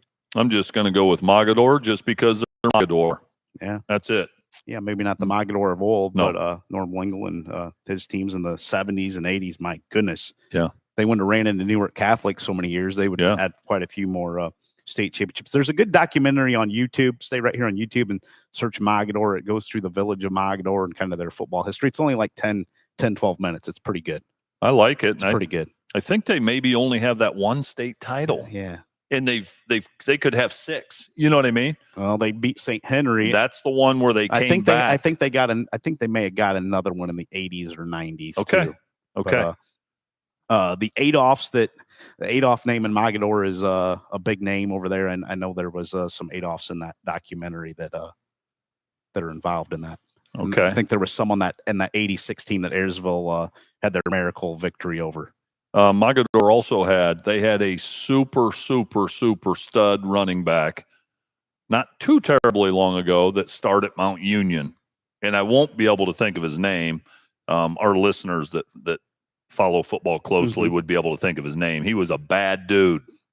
He was a bad dude. See if I can find it. And I saw him play in high school, and he went on and started. Be interesting if you could find it. Yeah, the 1996 Mogador State Football Championship, 61-58 triple overtime over St. Henry. They were getting beat like a drum. 35-3, I believe, at halftime. Yeah, because I got there for the next game because, that at that time they used Paul Brown Tiger Stadium in Massillon and Fawcett Stadium. And I'm going, wait a minute. How is this game not over? And you hear the crowd roaring, and St. Henry couldn't hang on. Yeah. That game's on YouTube as well. I watched that earlier this fall. Is it? It is. Okay. Yep, if you search St. Henry and Mogador from 1996, you can find that. Okay. The running Lynn, back was Chuck Moore. Chuck Moore. Yes. I remember Chuck. Moore I wouldn't have got. State championships, Mogador, I just did a search. So 96, the St. Henry one, 2002. Mm-hmm. Okay. And then you go back to 1954 and 1979. Yes, they did win one. Yes. Okay. So 4. Yeah. The 54 would have been a poll championship. Would have been AP before the playoff era in 71 or 72 when it started in Ohio. I think it was 71. Yeah. So a lot of tradition there. Oh boy, tons and tons of tradition there for Mogador.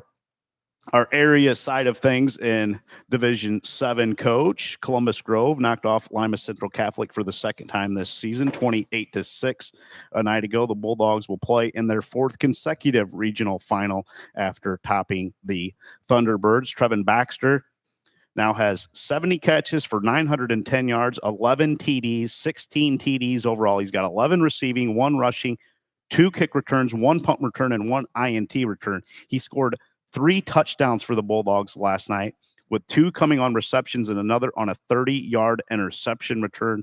He had 7 snags, 124 yards, touchdowns of 45 and 30.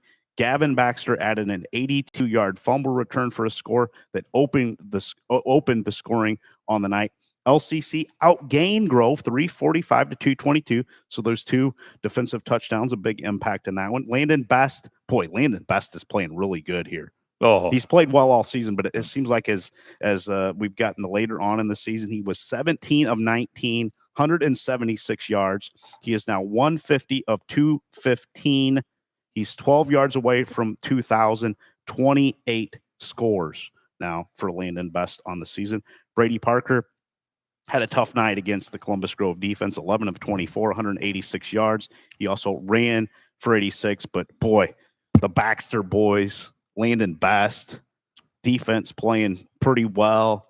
Counted Columbus Grove out after that 0-3 start. A lot of people did, including some Bulldog fans. Mm-hmm. Yeah, I remember leaving Clymer Stadium. Mm-hmm. Okay, what home game did we do? Liberty Benton. It was the LB game. Yeah. Liberty Benton rolled them. And I remember leaving that game, and there were some Columbus Grove people walking out with us. And I just remember overhearing some of their conversations.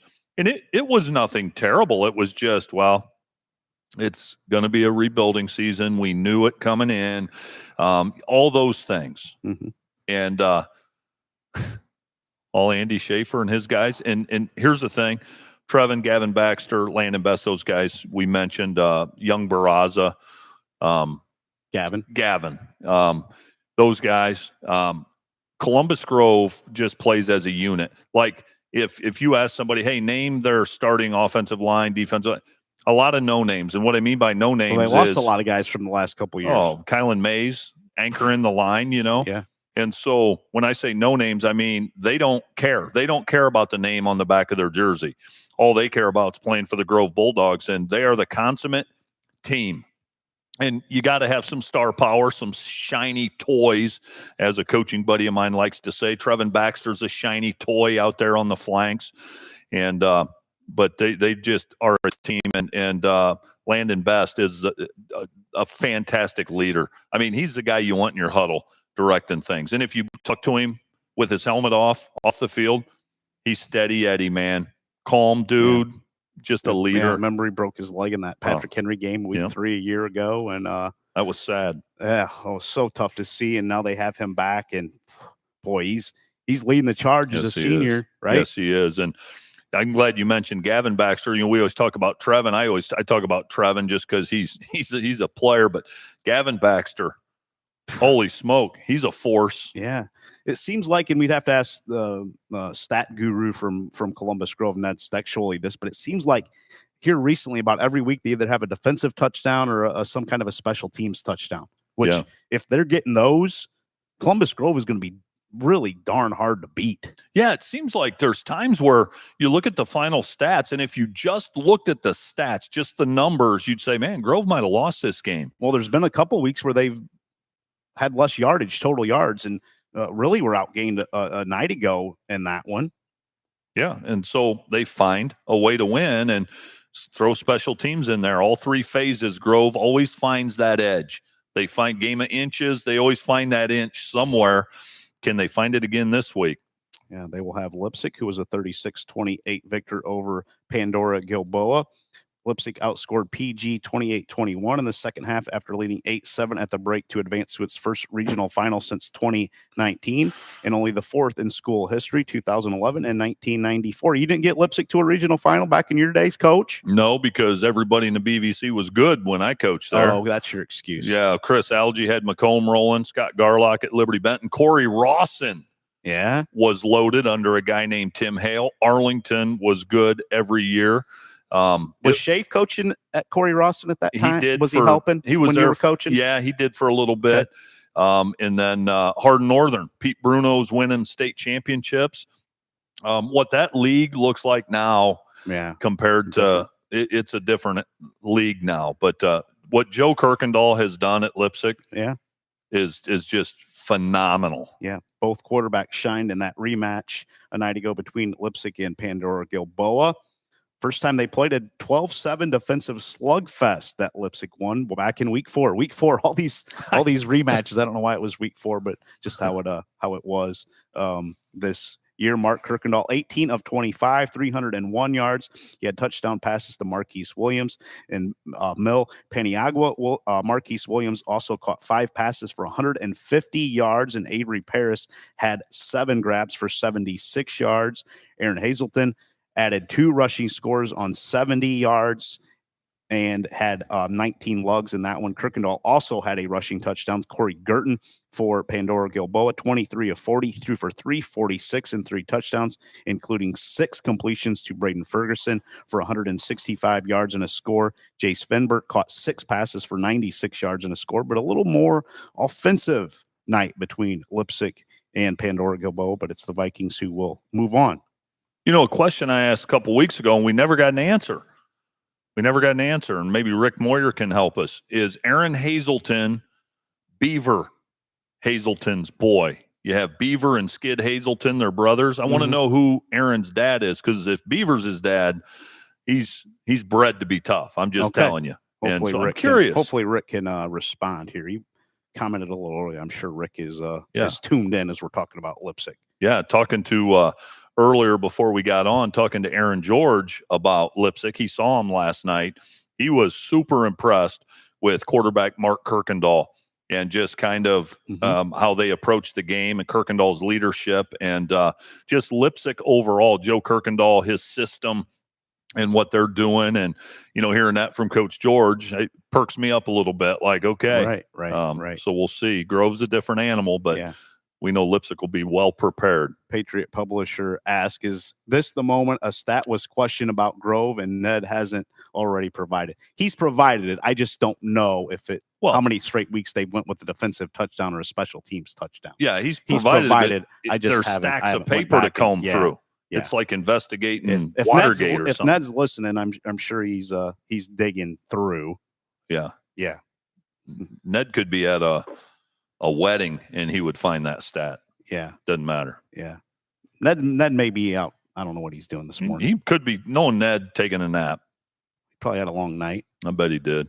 But Columbus Grove, Leipzig coming up next week. What's the line? Is there a line on that? There is. Columbus Grove is favored by 17, according to Fantastic 50, 86% chance. Is that too much? No. Okay. No. Okay. I think that's about right. Okay. Now, outside of Liberty Benton, will this be the best team Lipsick's played? I know Pandora Gilboa beat Columbus Grove. Yes. I would say yes. Now, people are going to say, well, Pandora Gilboa beat this Columbus Grove team, and Lipsick's beat them twice. It was early, first night of the season. Here's what I'd ask you. If Columbus Grove and I'm not asking you, I'm asking the people that would say that. If Columbus Grove and Pandora Gilboa played again this week and you had to bet $500, who would you bet on? Everybody would bet on Grove, right? If you're putting 500 on it. Yeah, so that answers that question. So, they beat them week one, but this ain't week one. A lot like Cary. Cary and Columbus Grove kind of go together. They always seems like in the beginning part of the season have some questionable losses. I'm sure it's questionable, but just some losses that kind of can't wrap your head around. You know what I mean? I would agree. This is a different Columbus Grove team. Lipsick will be ready to roll. Coach Kirkendall will have that group ready. They have some outstanding weapons. They put up a lot of points this season. Yeah, for sure. Yeah. Mercer to Mercer asking, can we please separate Region 26 and Region 28 for the semifinals? That hasn't been done in a long time. I'd have to go back and look, but boy, it seems like every year these two regions go up against each other. And I have a feeling that the state champ's going to come out of one of the two. Absolutely Region will. 25, I think. you have McDonald and Mogador. Region 27, we haven't got to it yet, but Danville knocked off Waterford last night, 19-14, and Hillsdale 48-7 over Willowwood, Sims Valley. If I was betting money, I would go with the four teams from Region 26 or Region 28, and they always go up against each other. They do. I think it was the only year maybe they didn't was the year Columbus Grove won state, and I think Columbus Grove maybe played a team from the Columbus area that season. And then met Marion Local right? In the state final. Yeah. But most years, Region 26 or 28 have the two best teams coming out of those regions. Yeah, they do. I agree with Mercer to Mercer. Let's mix it up this year. Yeah, but they never do. They never do. They never do. And I'd like they say they don't have a reason why they put regions together, but it's proximity. Yeah, it is. It's proximity. Sure. If you want to know the truth from the OHSA, which is fine. But once you get to a state semifinal, you don't care how far you have to travel for a game. And if the fans and the community complains, well, you want to support your team or not? Yeah. Period. Drive another hour or two and support your team.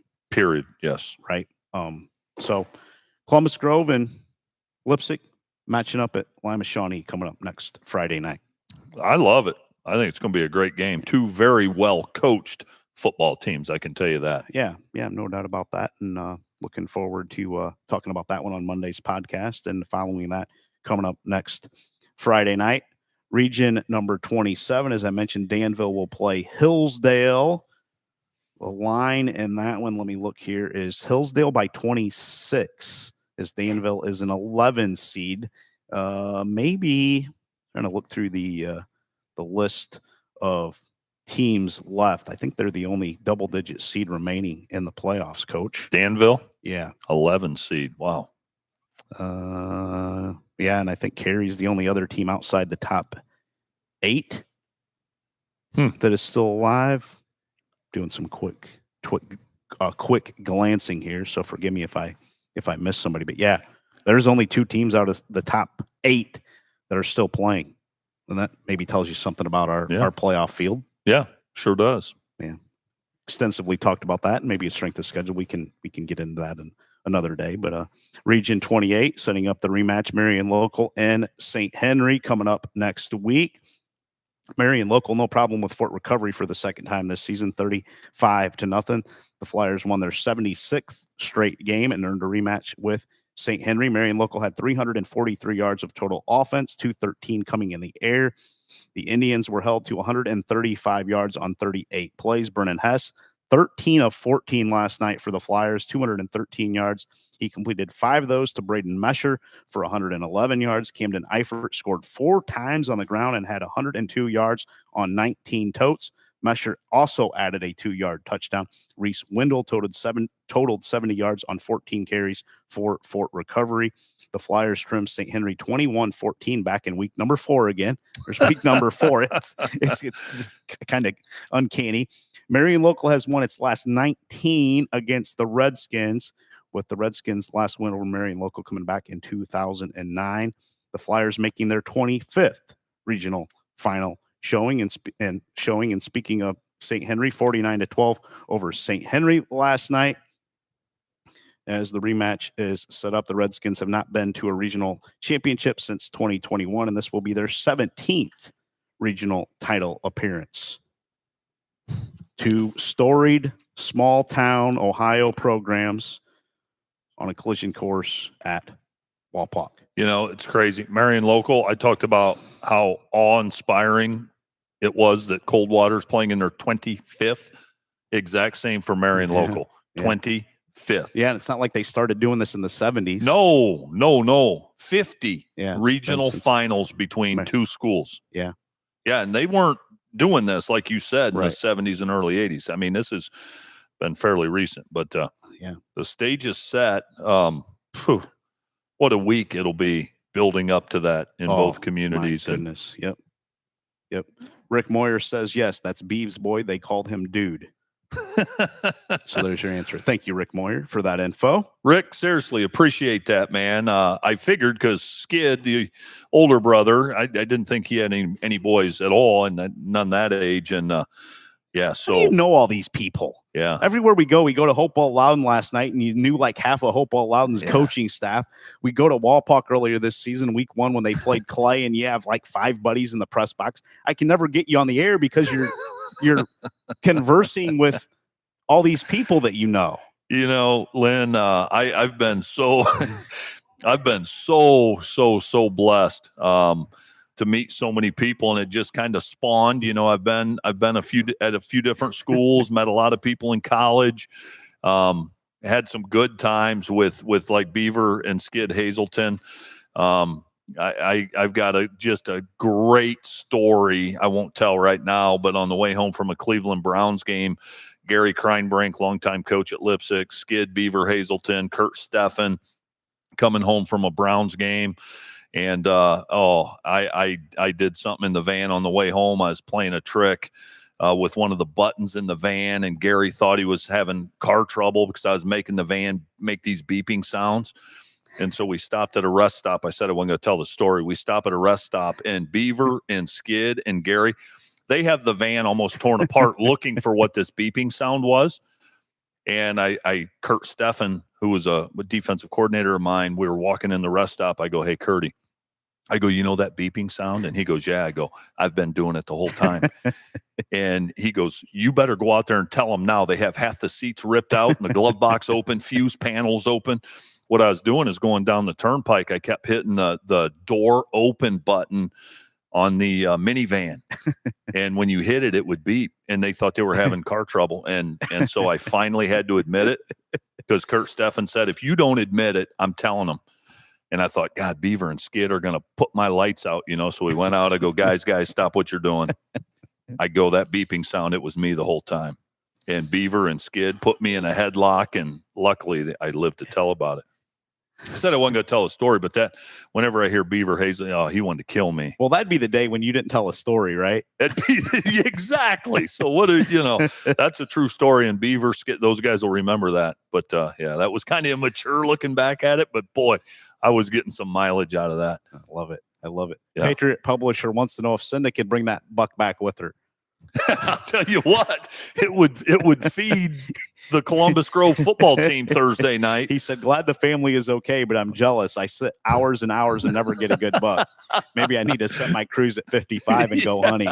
There you go. Patriot, I'd share it with you, but thank you though for the well wishes. Maybe too soon, he said. Yeah, well, it's never too soon for me. I tell people I am not easily offended. In fact, I think I'm unoffendable. I'm the same way. You can't offend me either. You can't. There's no such thing as now, too some soon. of these ridiculous comments on social media, some of those yeah, almost push me over the edge. Yeah, for different reasons. Right. For different some of those should be banned. I wish I had a block button, a mute button. Yeah, on the comments. Well, but Patriot Publisher, if you want to get a buck, just what was that road we were on last night? Oh, to Hopewell-Loudon? Gosh, it wasn't 199, was it? It was kind of right awful. After 199. It's kind of a back road. My Good Lord, it was deer after deer. There was already a dozen of them laying on the side of the road, and we saw about 1,200 of them in fields along there. Yeah, in a mile stretch. It was like a hunting preserve.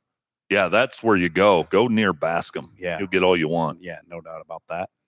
Coach Strock reminds me of Aaron George. We can't go anywhere without him knowing someone. That was Joey Nichols said that, Aaron. Yeah, no. I love it. I love people. Love it. We've met so many good people. I love it. And they accept me for who I am, Lynn, with all my flaws. Well, they have to, right? They have to. They know what they're getting with me, and I've got some quirks, if you didn't know that about me. Yep. But that's how I like to do things. Big day of college football. Going to start my day today, Coach, if I can keep you a few more minutes to talk about the college football slate. Okay. But Notre Dame at Pitt. Mason Heinchel and the Pitt Panthers have Notre Dame rolling in at noon on ABC. You going to be dialed in? Oh, yes. Speaking of ABC, and if people don't have YouTube TV, they don't care. But finally, ESPN and Disney, the ABC, ESPN, the whole family of networks, finally reached a deal in their little petty quarrel with YouTube TV. I sided with YouTube on that. But Disney was losing like $30 million a week because they were being babies. And so YouTube prevailed, and I'm glad. But anyway, I wouldn't have otherwise got that. I will be tuned in to watch Mason Heinchel. Can the Panthers get it done? They're a 12.5 dog. I would say that's about right. If Mason Heinchel can beat Notre Dame today, if he can lead his team to a victory over Notre Dame, his legend, and I know he's young, might be cemented in Pitt history annals. Well, I didn't like what Coach Narduzzi said earlier this week. Somebody asked him if it was a must win, and he kind of said, well, I'd lose 110-10. I didn't like that. I mean, I understand it's not a conference game, right? But I don't know that you have to go that far. I don't love it. I don't love that either. I think there's some importance on this game. I know it's not a conference game and he wants to win the ACC, but I didn't like that from Coach Narduzzi. I didn't either like that. Trying to undersell it, kind of get an alibi, right? I don't know. I don't like it. Embrace it. You play to lose. No, I right? don't think so either. You know, Mason Heinchel. Mason's going to be ready to roll today. Right. And when you're trying to, you're competing for recruits and the national national spotlight and things like that. This is a big game for the Pitt brand. Yeah, it is. They've been asleep for a long time. Yeah. And chance to get on the map. Boy, they could do it if they can knock off the Irish. I think game day's there today. Yeah, they are. Yep, they are. When's the last time game day was at Pitt? Yeah. Number 11, Oklahoma. Number 4, Alabama at 3:30 on ABC coming up. And that's one, Lynn. That's one. If I were a betting man, and I know there's some gamblers out there, you could not in any way convince me. And Oklahoma's good. But I would never in a million years pick against Alabama at home against Oklahoma under any circumstance. Give me Alabama at home. How about Texas at Georgia at 7:30 tonight on ABC? Glad the folks got ABC back in their YouTube package because there's some dandies on ABC today. Texas at Georgia. Texas needs that one to stay in the playoff discussion. Okay. So what time is that game? 7:30. Georgia favored by 4.5 at home. Okay. That was going to be my question. Okay. A lot of the experts looking at it yesterday like Texas. A lot of them like Texas in this game. They? Yep, but I feel the same way about this that I feel about Alabama at home. I could not bet against Kirby Smart at home, no matter who they're playing. And I like them at home against Texas. The money line's 210. I like looking at those lines. Okay. So if you were betting a 3-game parlay on Pitt, Notre Dame, I like it. Alabama and Georgia. Alabama and Oklahoma, and then Texas and Georgia. Which 3 teams would you pick? I love with the spread. Yeah, with the spread. Ooh, with the spread. With the spread. Okay, so I'm going to take Pitt. Pitt 12. What did I say? 12 and a half. I think it was. Yep. I'm going to take Pitt plus 12 and a half. Alabama's minus 6.5. I'm going to take Alabama minus 6.5. Okay. And then I am going to take Georgia minus 5.5. Okay. If you're making me take the spread, if money lines are easy, ESPN has Georgia at 4.5 on ESPN. Now each one's different, but similar. Yeah, money lines would be easy for me. It'd be Georgia, Alabama. Good seeing you, my friend. Thank you for stopping out, Aaron George. Yeah, I'd take Georgia, Alabama, and Notre Dame money line. But picking the points, the spread, that's where they get you, Right. Yeah, I'd feel comfortable doing that. I'd probably agree with you, and it'll probably be the exact opposite then, because whatever I it will. would go with. No, be wrong. It will. And these guys that are consistently are successful doing that stuff. That's why I'm not a gambling man, because it's nearly impossible. And money lines are one thing. The points, they know what they're doing when they're setting those lines. Right. Right. And boy, big day of college football. Yeah. So we had DirecTV, Lynn, for 28 years and switched to YouTube TV. I was a little salty because of Fox Sports channels, and then it became Bally's. I was a little jaded. So I said, we're done with DirecTV. So we got YouTube TV. It's been great. It's been awesome. And then the ESPN debacle a couple weeks ago, and I about lost my mind.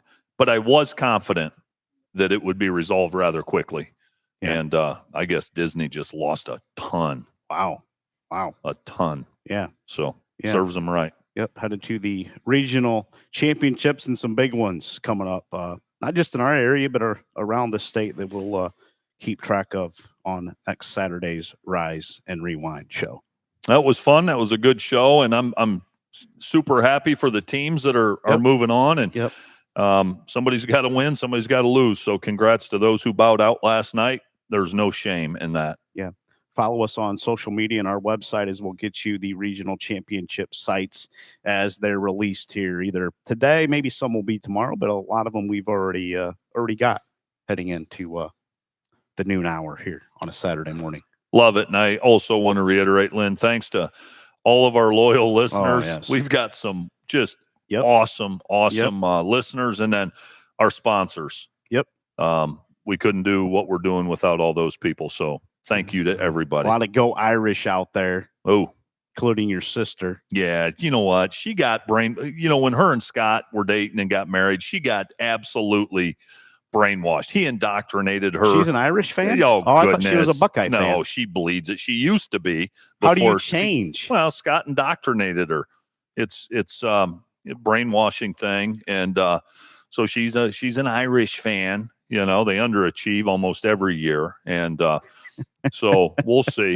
And I'm a Pitt Panther today, buddy. I am too. Mason Heinschel, come on. Let's go. Take down the... Well, Heinz Field, it's not Heinz Field anymore. It's some corporate name. Yeah. Will that be filled today? Not filled now. Okay. Oh, Hopper's got it on. He's got College Game Day on. If they don't fill it today... They never will. They never will. I feel like there'll be some Irish... fanatics there. Going to be a lot of Irish fanatics. The Pitt fans, they need to support that program. They do. And you got a guy like Mason Heinschel there. Yep. You want him to want to stay. Right. So throw your support behind it, maybe a couple bucks if we're talking NIL, and support him, man. It could really build momentum for Pitt going forward. Yep.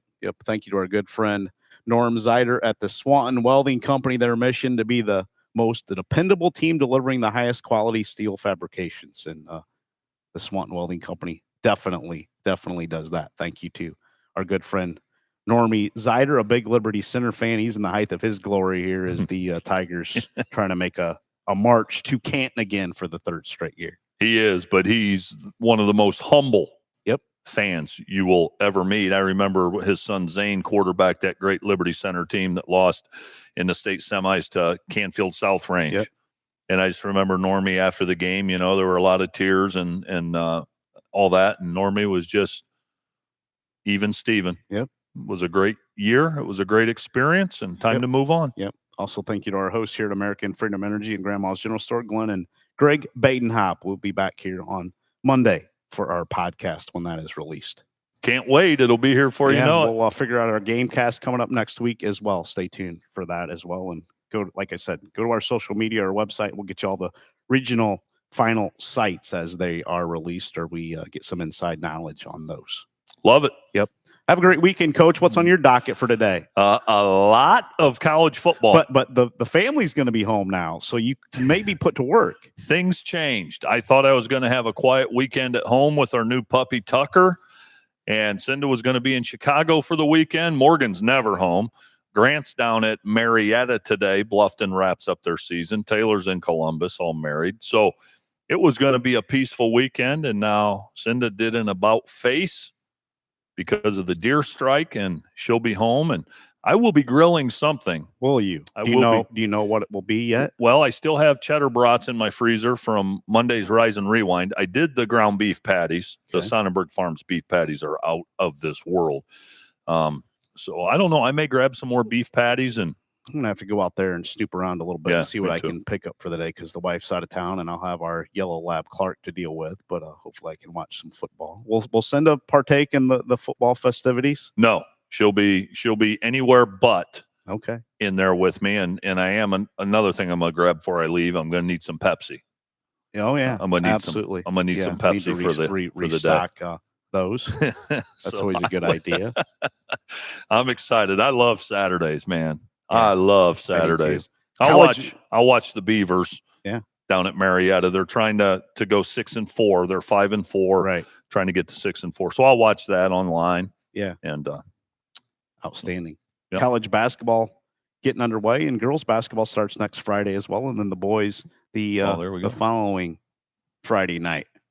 Yeah, and about an hour before kick at Pitt, and not many folks in the stands yet, but I'm sure it'll probably fill up. And probably out in the parking lot getting lubed up. Probably with game day there. And yeah. There's Tony Dorsett highlights. Yeah. Dan Marino probably coming up here. Yep.